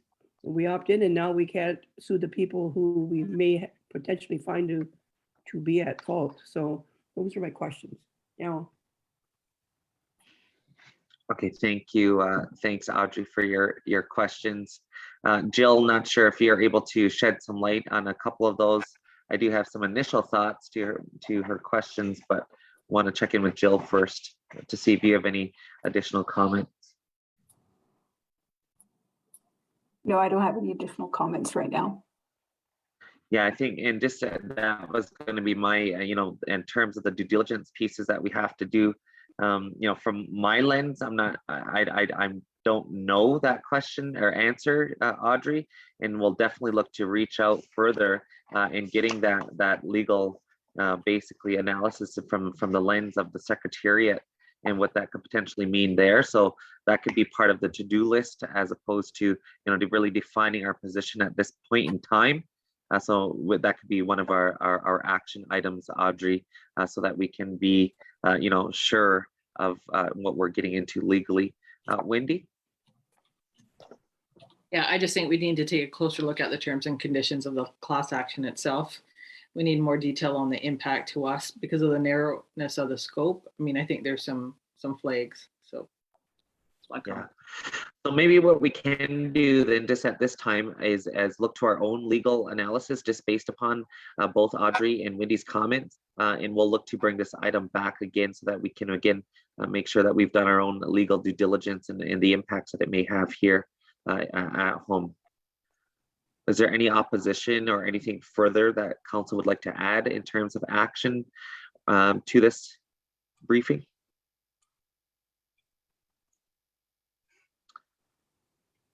Okay, I just want to check in with Audrey. Audrey, you have your hand raised still. Not sure if it's still up from the last time or if you have a new question or comment. Oh. Okay, it's back down, so no question, comment. Okay, Jill, so that's where I think that's where the direction that I think this council is looking to. So we'll look to our own legal analysis on this and bring this item back forward once we've done our own due diligence in terms of the legal realm. Just wanted to check in with Jill if you have anything further that you'd like to add. No, nothing further. Okay, perfect. Thank you so much, Council, for that direction on these files, as well as to Jill for the briefings and bringing these items forward. I'll now look to new business on our agenda. The first new business item I have is Wendy, and then over to Sherry Lynn. Wendy, you have the floor. Thanks, Mark. So there were two things that I wanted to raise. First, in terms of roads, and it's not really a strategy, but I think we keep hearing all of the issues with roads, the conditions, what people are running into. And I just think we are so far behind on road work, road repair, bridges. I don't see how we're going to catch up with the work that has to be done. So, I want to put it on the table that we, as the sole shareholder of economic development, take a look at that agreement, rework it if we need to, but access those funds because we have money sitting there and we fix our roads. We've got gravel roads, those need to be paved. We set those priorities, we get that done, and we do the entire community. Because our roads were not built for commercial traffic. We've got large manufacturing going on here. We've got large trucks going through. We've got, everything with dumping dirt, but just a number of things. There's just business in the community that we didn't, I think, plan for with our roads. So we need a complete redo of everything, quality roads in our community, and we need to take care of it. If we've got the funds sitting there, I think we need to utilize them and access them. And with the roads piece, I mean, we've heard from Six Line residents, we've heard from River Range residents, they have gravel roads. Buses are not willing to go down those roads because they're a hazard, they're safety concerns, and students shouldn't have to suffer the consequences not going to school because buses can't go on the roads because they're so bad. And I do understand that there is road work going on, but it's not fast enough because kids are not going to school. They're missing out on that. So I know, Mark, you're doing some work on that, but if we can find some remedies in the interim to help parents, to help students with transportation, with some accommodation until we can get the road work done and get some sort of solution, I'm looking for that. So that's two pieces of that. The second piece that I want to bring forward is, what I call the housing land strategy. And I did share this with council in another meeting. But I think we need to start researching, a concentrated plan we need a map, a simple map of all of the band owned land that we have. That's reserve land status and non-reserve land status. And I think we need to take a look at it and see what parcels of land that we can sever and make available for people to build houses. We have such a housing shortage. We talk about youth, we talk about investing in youth, we talk about, get educated, come back to the community. We talk about capacity and economic development in this community, and the youth are the change and the youth are the future. They don't have a place to live. Nobody can get land anymore to build a house. Young families, they can't get housing. So I think we have to do something. We have to make it our responsibility to come up with a solution and start parceling out that land. And we of course, I know that, my colleagues have had comments about how do we do that in the fairest way. And we absolutely have to look at that because the need is so great. How do we make that available? If people want a choice for non-reserve land, right now off the reserve, an acre of land is going anywhere from 800,000 and up for 1 acre of land. But if we can provide it for less than that and people still want to do it, that's an option. If there's, bushland, a bush lot, if they want to utilize that, we make that available, or the open land. But I think we have to look at that. I think that goes part and parcel too with housing loans. We have so many restrictions to our community. We're supposed to have, services and policies that are for the benefit of community, and we put more barriers and restrictions in place. Right now we're all, suffering the impacts of COVID with what's going on in Europe. The price of lumber to build, all of those things, costs are going up. We don't have the supply. So we need to look at the changes in our environment. So if we need to up the housing loan, we need to do that. And if people, for whatever reason, need to go to build another home or do something else, then we shouldn't penalize them because they already borrowed some money. We should make that available. And I know Helen outlined a big strategy on housing with a lot of solutions. She's been on this. So I think we need to take a look at that, and we need to put this in one package with that land. And, if council agrees, if we can move in this direction, but we put it on the table and we do something about it. Within my 4 years, if this is the only thing that we accomplished, that's a huge accomplishment. But let's make that available because too many people are suffering in our community on both of those issues. Thank you. Perfect. Thank you. Thanks, Wendy. And I'll open it up for further questions and comments. But just to kind of totally agree with how we can look to the strategy across the board. For your first point raised in relation to the roads and the strategy, and I know I want to touch base with our SEO Darren, because I know our Director of Public Works has the overall plan of what does this look like. If we are able to secure those funds, can we get all roads done this summer and look to have all of them complete by this summer? But in the interim, I just on the school busing issue, because that's the other issue, like you had mentioned, it's not the students' fault that the road is not good and why they shouldn't be able to get on the bus. Right, so I have reached out to Ann Skye. At first, I had conversations with Joanna Roberto, as I thought it was within the Grand Erie District School Board. She had advised at that time that it was actually a direct agreement with Indigenous Services and the Sharp Bus Line Company. So I have a meeting scheduled tentatively for this upcoming Thursday. We knew Ann is on it as a priority, but in the interim, we all, we're looking to how can we get, if it doesn't get solved by Thursday, and if we can't get to, because I know there's some bus drivers that are saying, giving these messages to the students, and there's other buses that are driving down them and not giving any messages and still picking people up. So, there's a lot of mixed messaging happening within the actual bus line. So we're having that meeting come up Thursday, so we'll have some answers by then. But in the interim, like you say, we have all other vehicles that we may be able to utilize. Like, I don't know if we can maybe look to our social services van to maybe in the interim be able to pick up students who are on these difficult roads or not so good conditioned roads. Do we look at maybe potentially also COVID relief funds of gas vouchers? I don't know, but we can get creative in a sense of the interim that we could assist people in the now, because I know a lot of the times politically this stuff takes time, right, in terms of advocacy. However, we need to be tackling this, like you say, in a twofold approach. So really looking for those solutions. In the interim, we can talk to and look to Darren off the line. If that's the case of transportation, I'm talking like tomorrow and the next day, if the buses aren't able to go and pick up these students, and let's get them transportation as quickly as we can. I know it's probably not in terms of, we have to look at some, as we always talk about, liability, insurance, all those pieces, but I think if we can get the clearing of those and be able just to help in the now, right? I think that's basically what you're saying is let's help these students get to school. They've been through enough.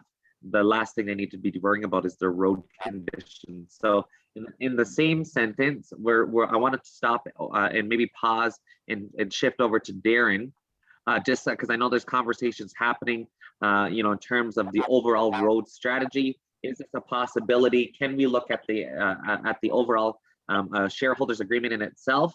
And what would be that total cost to just really get all roads that need to be in dire need fixed this summer? So maybe I'll pause there and look to Darren for any comments that he may want to add. Mark, just before Darren answers, I just want to make the point that I don't think this is not a public works issue. It's grown way beyond them, and we've just fallen too far behind. So we can't keep up anymore. So we have to have a solution to just do it. So I just want to make that clear. I appreciate that. Thanks, Wendy. Darren? Yeah, thanks for offering that, because it is, I mean, it goes back to how funds are provided to the community, and having that road condition survey, which we do have, and it's being worked on concurrently, but we need to prioritize. I mean, I think it's, and I'll just say this, Chief, it's a bit unrealistic to do all the roads in one year. I mean, not even from a funding perspective, but getting the companies to come in and do the work. I think that's probably more of the barrier. I mean, but that doesn't excuse the fact that we can prioritize those roads that really need it. And I know we've had discussions at BNI, at the Building and Infrastructure Committee as well, on how can we do that, and getting creative on the financing side. And that's the area where I know we have RBC as our banker, but also BMO has offered interest-free loans based on our contribution agreements. As long as we can demonstrate that we've got these funds coming in stability over years and years and years, then we can accelerate and bring those funds forward to actually do the work sooner rather than later. So, we're also looking at, longer term funding agreements with ISC. I know, Chief, you're on that call today as well. And also you asked the hard questions, which is, we've always asked the questions about the funding formulas. They're just so antiquated and out of date, and not consistent with the costs current day. So that's all of that. I mean, and that relates to housing as well, obviously, all of our infrastructure. But also, I mean, it ties into with, I think, we got to look at all of our assets in this community, and however they're structured, whether it's for the trust funds, the development corporation funds, those shareholder agreements, even the natural gas, which we talked about earlier. There are assets there, and if there's a way that we can leverage those assets, I don't think we do a good enough job of doing a long-term financial plan. And so to that end, we do have an infrastructure committee that is working on identifying, certainly roads, but all infrastructure requirements, in particular, those badlands that you referenced, Wendy, in terms of, we do have plans that were developed that were never implemented back in the early 2000s. There was some really good planning done around emergency housing, for instance, along 4th Line and Seneca Road area. There's some badland there, as well as getting back to looking at doing some development around the Painter Road area as well, which we would have to, I mean, there's infrastructure requirements there, but that is a large area that we could certainly do both private as well as public funded housing, as well as multi-use commercial development there to support and also bring in some revenue streams. So there's a lot of stuff that we're looking at. We've got a lot of, I'll say, studies done that have been kind of sitting there. They're a little bit dated. We need to be brought forward. Let's put it all together and come up with a longer term, I think, more comprehensive plan. But I think we need to look at it pragmatically as well. So I think, we have to prioritize, and And all of those things we're looking at, and I just want to put a period on this comment is, you know, we are bringing in some more capacity as well in terms of stewarding this work.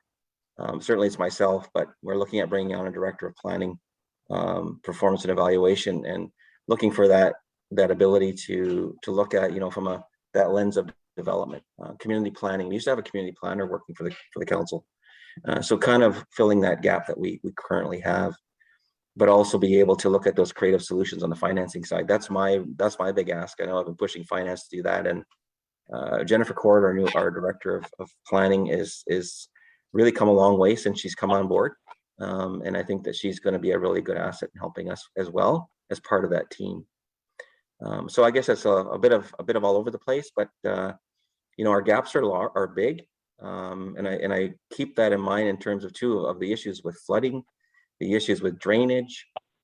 We've inherited so many legacy issues, and you're right, Wendy, we're so far behind. The infrastructure gap here is approaching, and I don't think this is unknown to people in the community. It's close to $1 billion. That's our gap. I mean, that's a serious gap. Our funding arrangements that we have do not cover that, not even a fraction of that, particularly in the area of public works. So, you know, but to the point of being able to do financing, we can accelerate some projects in priority. And we did that with water connections. We're doing that with the water main extensions. But we need to do it in all aspects of infrastructure. So I'm looking forward to getting, I guess, more concerted effort in that area this year. I'm certainly, we'll make some progress, but I think by this time next year, we will have a big chunk of that addressed. If it's not actually done, it'll be in the plan. So I'll stop there. I could go on forever, but I'll stop there. No, I know. I appreciate your comments, Darren, on these pieces. And to be honest, like, you know, if we can, as we know, to Wendy's points, you know, the acceleration of our roads. Not saying if that's the, you know, I can understand the barriers that we're met with, you know, not just the financial side of things, but you know, by actually getting companies be, you know, booked and here to actually get the job done, type of thing. You know, I think that's something that we definitely need to accelerate as best as we can moving forward for this summer. You know, I think that's something that really needs to happen quite quickly, and I think that's something that we can, you know, definitely work with our partners to see that through. So, really looking to get creative in that sense, and just also to Wendy, to your second point in relation to, you know, the land and housing strategy, and I know Helen's strategy that she's laid out in the work that she's done in that file. You know, it's something, again, that we have to get creative, and we have to turn this around quite quickly. I know Sherry Lynn has touched on this point as well in terms of, you know, our construction and construction companies. You know, we can build jobs here for people. We have the trades, we have the expertise right here within the community, and I think that's something that we need to really focus in on, and how we could start to achieve these and accelerating these projects like you're talking about, Darren.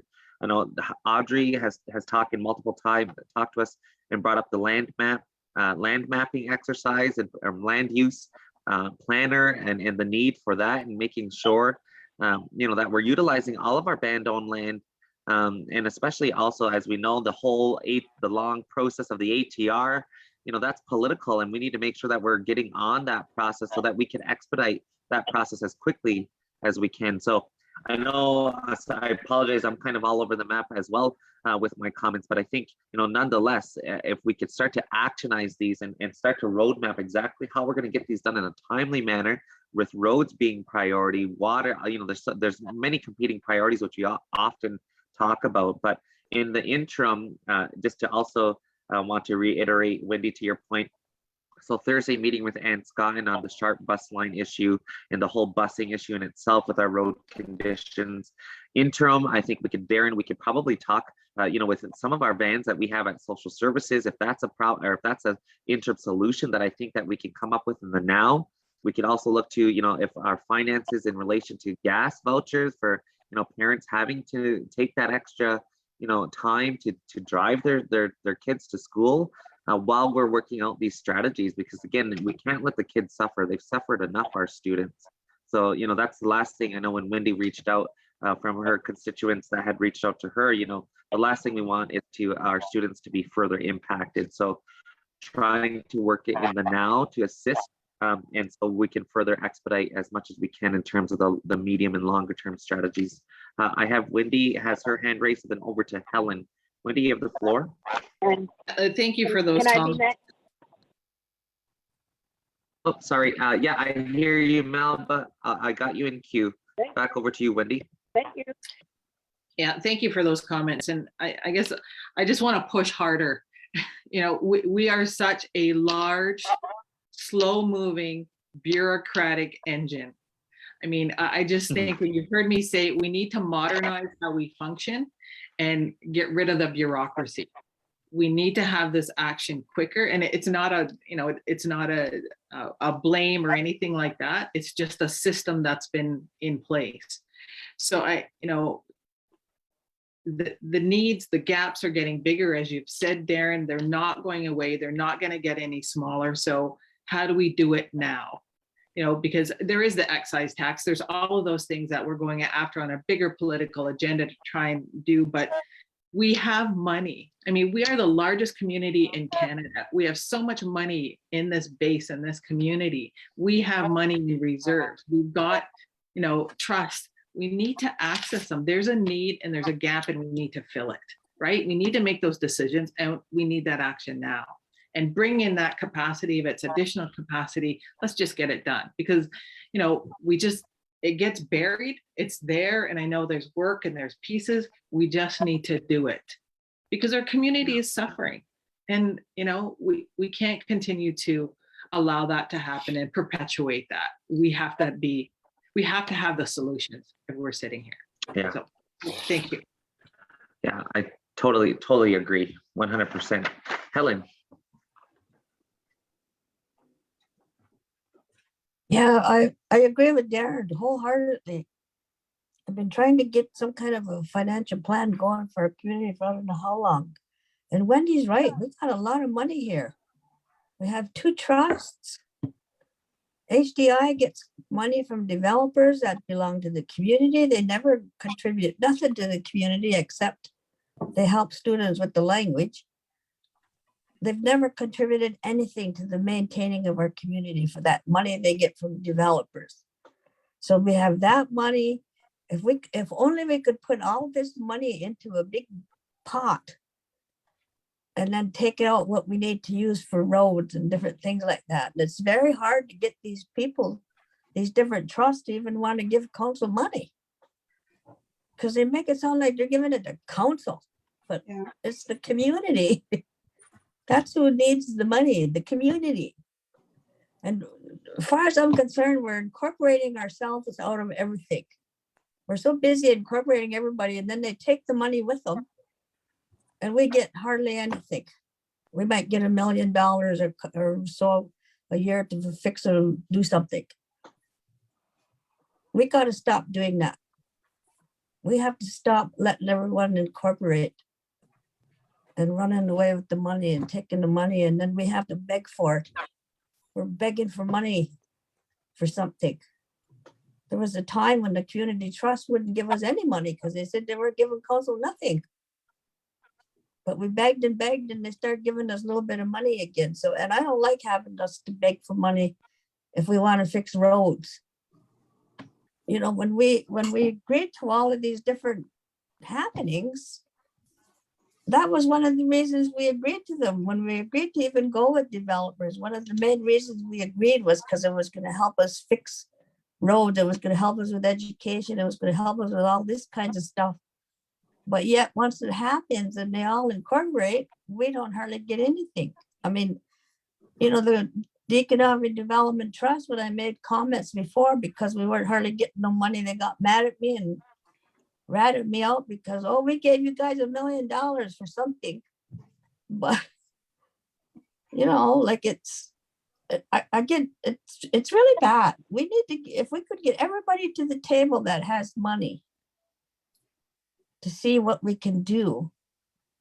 And that includes the HDI. Like I said, they get the same amount of money from almost the same amount of money from developers as we get. because they're hanging on our coattails. But yet they give nothing to the community. They give, like I said, they give the language students a stipend for taking language. That's about the only contribution they make to our community. They should be chipping in for the roads because they use them too. And, you know, all of the people making big bucks, they should be helping us. They're all making big bucks on our rights by selling tax-free cigarettes. They should be helping us too. So I just wish everybody would just step up to the plate and say, what can we do to help? What can we do to fix the roads? Because they're the ones complaining about the roads, but they're not coming forward to saying, what can we do to help fix the roads? They just put everything on council and then call us on the phone and rant to us because they're busted their tire going through a pothole. You know, it's been going on for so long. I've been here 18 years. It's been going on for 18 years. And I see that money just, you know, like we have to start doing things differently here. And I really think we shouldn't be incorporating, because once they incorporate, they don't want to have nothing to do with us. And they take the money with them. So that's my big rant. I know I'm probably going to get blasted from somebody for saying stuff, but you know, I don't care. It needs to be said. It's okay, Helen. Thanks, Helen. And I think just before I go to Melba, like, you know, this all ultimately leads, you know, back to the true collaboration that this community needs to have in order to see, you know, the long list of needs get done. You know, that's something I think, and I don't necessarily think it's being misconstrued with, you know, to Wendy's earlier points as blame, but it's just a system that has been designed that we're constantly perpetuating that cycle. And I think that's something that if we can, you know, acknowledge that, look at the pieces, because, you know, there is good things that have come out of things. You know, fire trucks have been bought in, you know, funds to language, funds, there's good things happening. But I think at the speed that we need them to happen is that collaboration to come together and actually figure this out once and for all is really the key to how we move forward. And you're right, Helen, to your point in terms of the HDI. I mean, transparency and accountability is number one, in which we've been trying to work on, you know, for years, so that community can regain trust back on the work that we're doing at this table. But that needs to be across the board. And I think they need to be transparent and accountable just as much to community funds as we have to be. So, you know, those are just some of my comments as well, regardless of which we all live here. You know, we're all neighbors, we all know each other. You know, there's, at the end of the day, we all got to continue to help each other, especially as we're seeing what's happening in this world today. Melba? Yes, I'm guessing that quite a few people have received calls from 7th Line, which has reared its ugly head. It's been going on for years. I think when it comes to direct suffering, well, that hits me hard. When you have parents and children suffering as a result of roads, and it is our responsibility, like Helen and everyone is saying, as a whole community, not just elected council, we should all be working together to care for one another. Those kind of things are in the great law. Those kind of things are in ceremonies. But unfortunately, some of it is not happening. So when it comes to our responsibility of parents and children, I think elected council is living up to it as much as they can. And now you're talking of plans and creative thinking, like Wendy has mentioned. What about the shareholder, you know, agreement and accessing funds? And the community trust, years ago, they said to elected council, what is your priority? We will certainly meet and discuss your priority. So I think we need to follow up on that. So when it comes to this outrageous situation that our people are in concerning unable to travel on our own roads freely to meet their needs in many ways necessary for survival. So we are responsible for the health, safety, well-being of the community, and we're going to do our best to actually follow through. Like Darren had said, you know, we may not have enough money for the entire, but look at the priorities, like Seventh Line. And as you know, some of the, in the past, some of the owners did not want them coming through and widening the roads. So we need to work on that, where they understand widening the roads means healthiness for our community, safety, well-being. So hopefully we're in a different mindset now, where we understand one another to a certain extent and help one another. Donnie Poe, as they would say. Thank you. Thank you now for your comments, Melba. Really, really good comments. And I think, you know, the other piece to this is the relationship and the collaborative effort that we all need to make. I think, you know, and really understanding our governance lane, understanding our roles and responsibilities and the authorities that we do have. I mean, I think at the end of the day, you know, when we look to DevCorp and those types, we are the shareholders, and by we, I mean community, to be able to have. We just have to make the decision, and we got to do it. And like Wendy's point in terms of action, right? I think there's and when we talk about, and this is where I often get, you know, frustrated in the same sense of bureaucratical process. We do it to ourselves. Sometimes we're worse than you know, the outside entities. And I think that's something that really stalls, and we can really ultimately see, because, you know, the amount of concerns and complaints that constituents, I mean, we all hear it loud and clear. It's a matter of now, what are we going to do about it? So really appreciate, Wendy, you bringing this item forward. Again, we'll work with you off the line to, you know, address some of the interim needs and the now for some of these issues. But in the bigger picture of items, you know, we have to be able to do something now and make decisions. And at the end of the day, they're going to be hard decisions, but like we have, what is it, 18, 19 months left to this term. You know what, and that's where, you know, for communities perspective, we will be looking to, you know, shifting the way we do business and politics here in the community, especially when we talk about efficiencies and productivity and, you know, portfolio systems and what that means and entails. And so we have some things that we're going to be, you know, communicating to the community on how, you know, the new governance structure and process will look like, so that we can be able to focus in.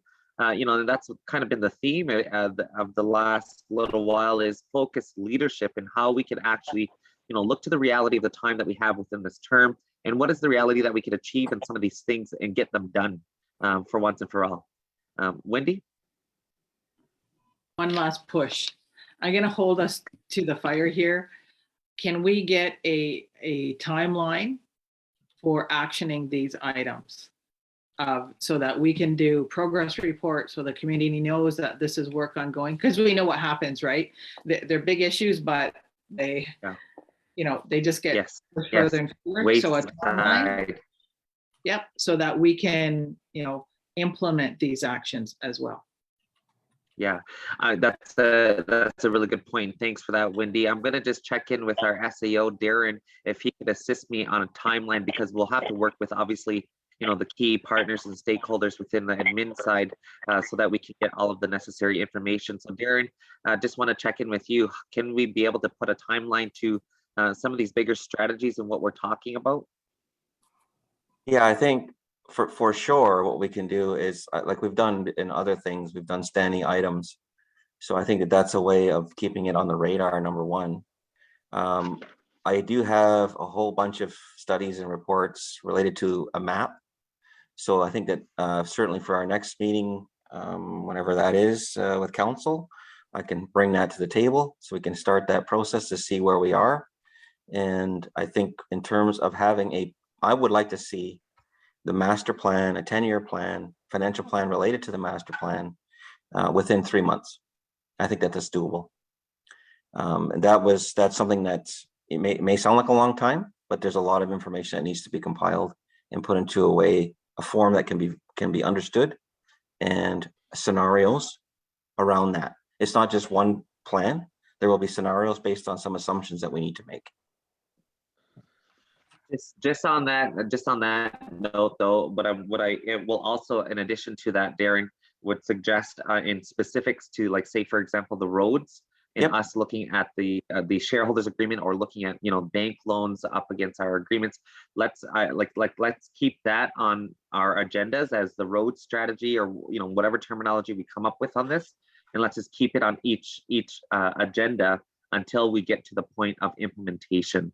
So that, in terms of the standalone items, so I just want to try to block off some of the pieces that Wendy had brought forward, so that we can be able to move forward on these items as quickly as possible.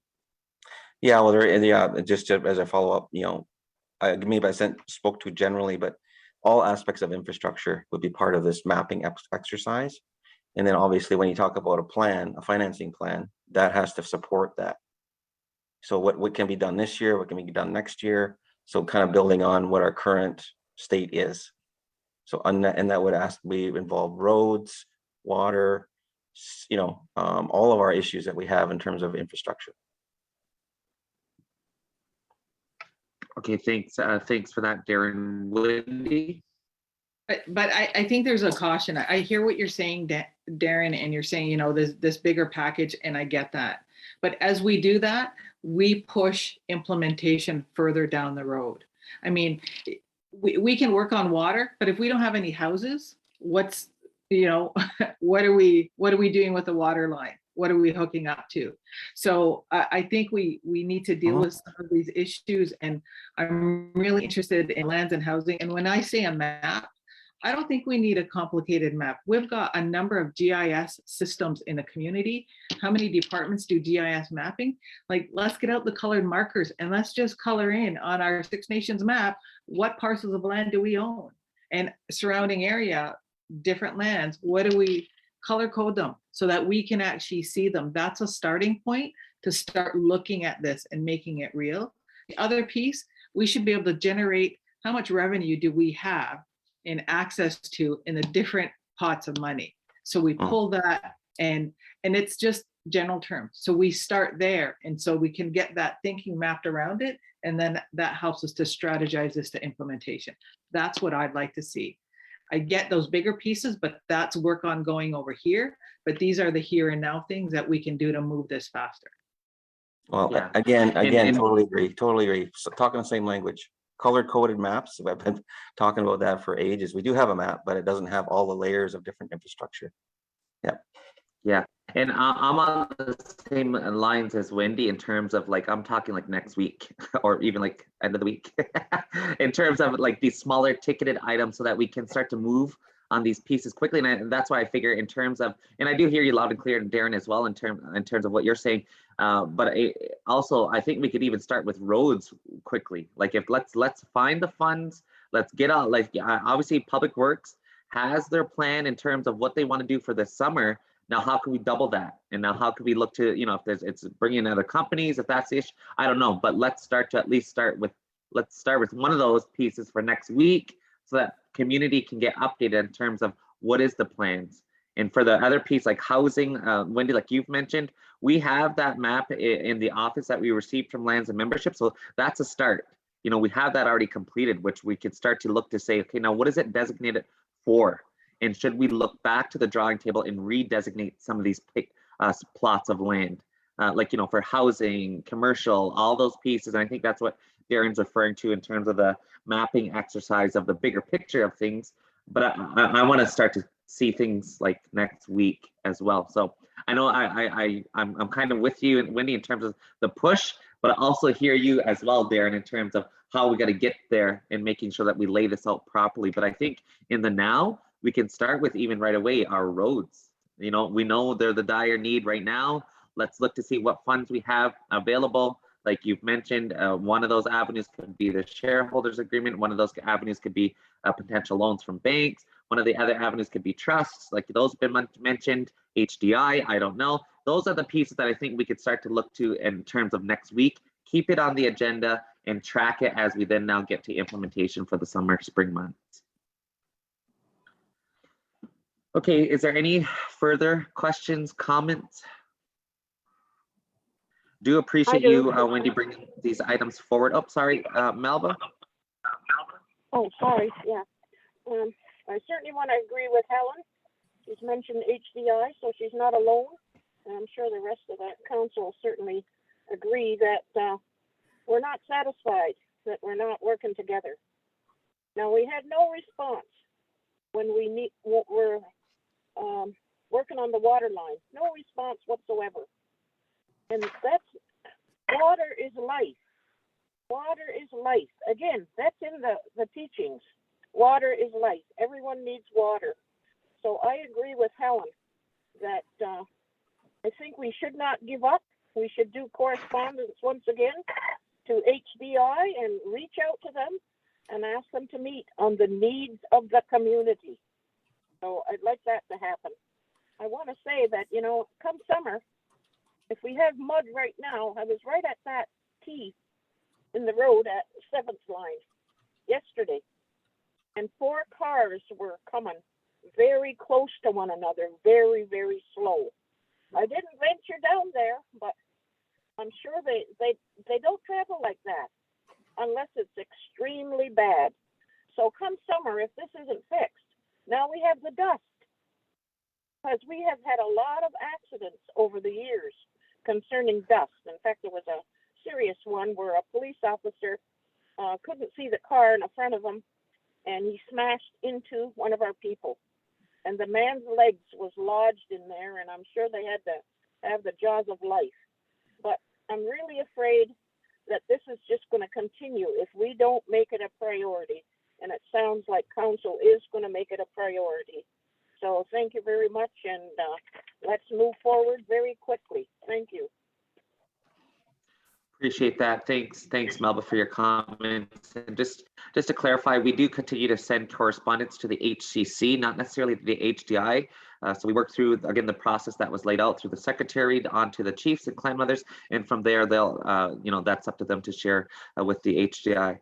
But again, we're looking to work together as best as we can. And again, I think it's getting away from us versus them. We're all living here, working here, part of our people, and I think that's something that we have to kind of get away from, is we all are in this together. So with that being said, Wendy, do want to say thank you for bringing your items forward. We'll look to put these continued on as a standing item so that we can update community on the progress. And we'll also look to off the line with Darren. I know obviously we check in every week, and we'll keep this on our check-ins to see the progress in terms of the mapping exercise, the master plan, and attached to a financial plan, and what that looks like in terms of the bigger picture of things. But nonetheless, I think we could start with the roads, and let's get extra funds there and start the work there. So do appreciate you bringing this forward and the comments made from council. I'm going to shift in, if there's no further questions or comments to this issue, over to our next new business item, which was Sherry Lynn's in relation to when we'll be meeting back in person to the chambers. So there is no set date as of yet. However, the goal is the middle towards the end of this month. We will be looking to have our general finance, our general councils, and political liaison meetings in person at the chambers. Again, once we have set the date, we will make sure community is well informed and be able to still utilize both in person at the chambers, as well as looking to still live stream while we're in the chambers. So just to update Sherry Lynn, if there's anything further on your end. Okay, perfect. So that's all I have, council, for this evening for general council. I will look now at this point in time for a motion to adjourn. Moved by Wendy, second by Sherry Lynn. All in favor? Any opposed? Seeing or hearing none, motion is carried. Thank you to everybody for joining us this evening. And again, and looking forward to how we progress this community as best as we can. Thank you, everybody, and have a great evening.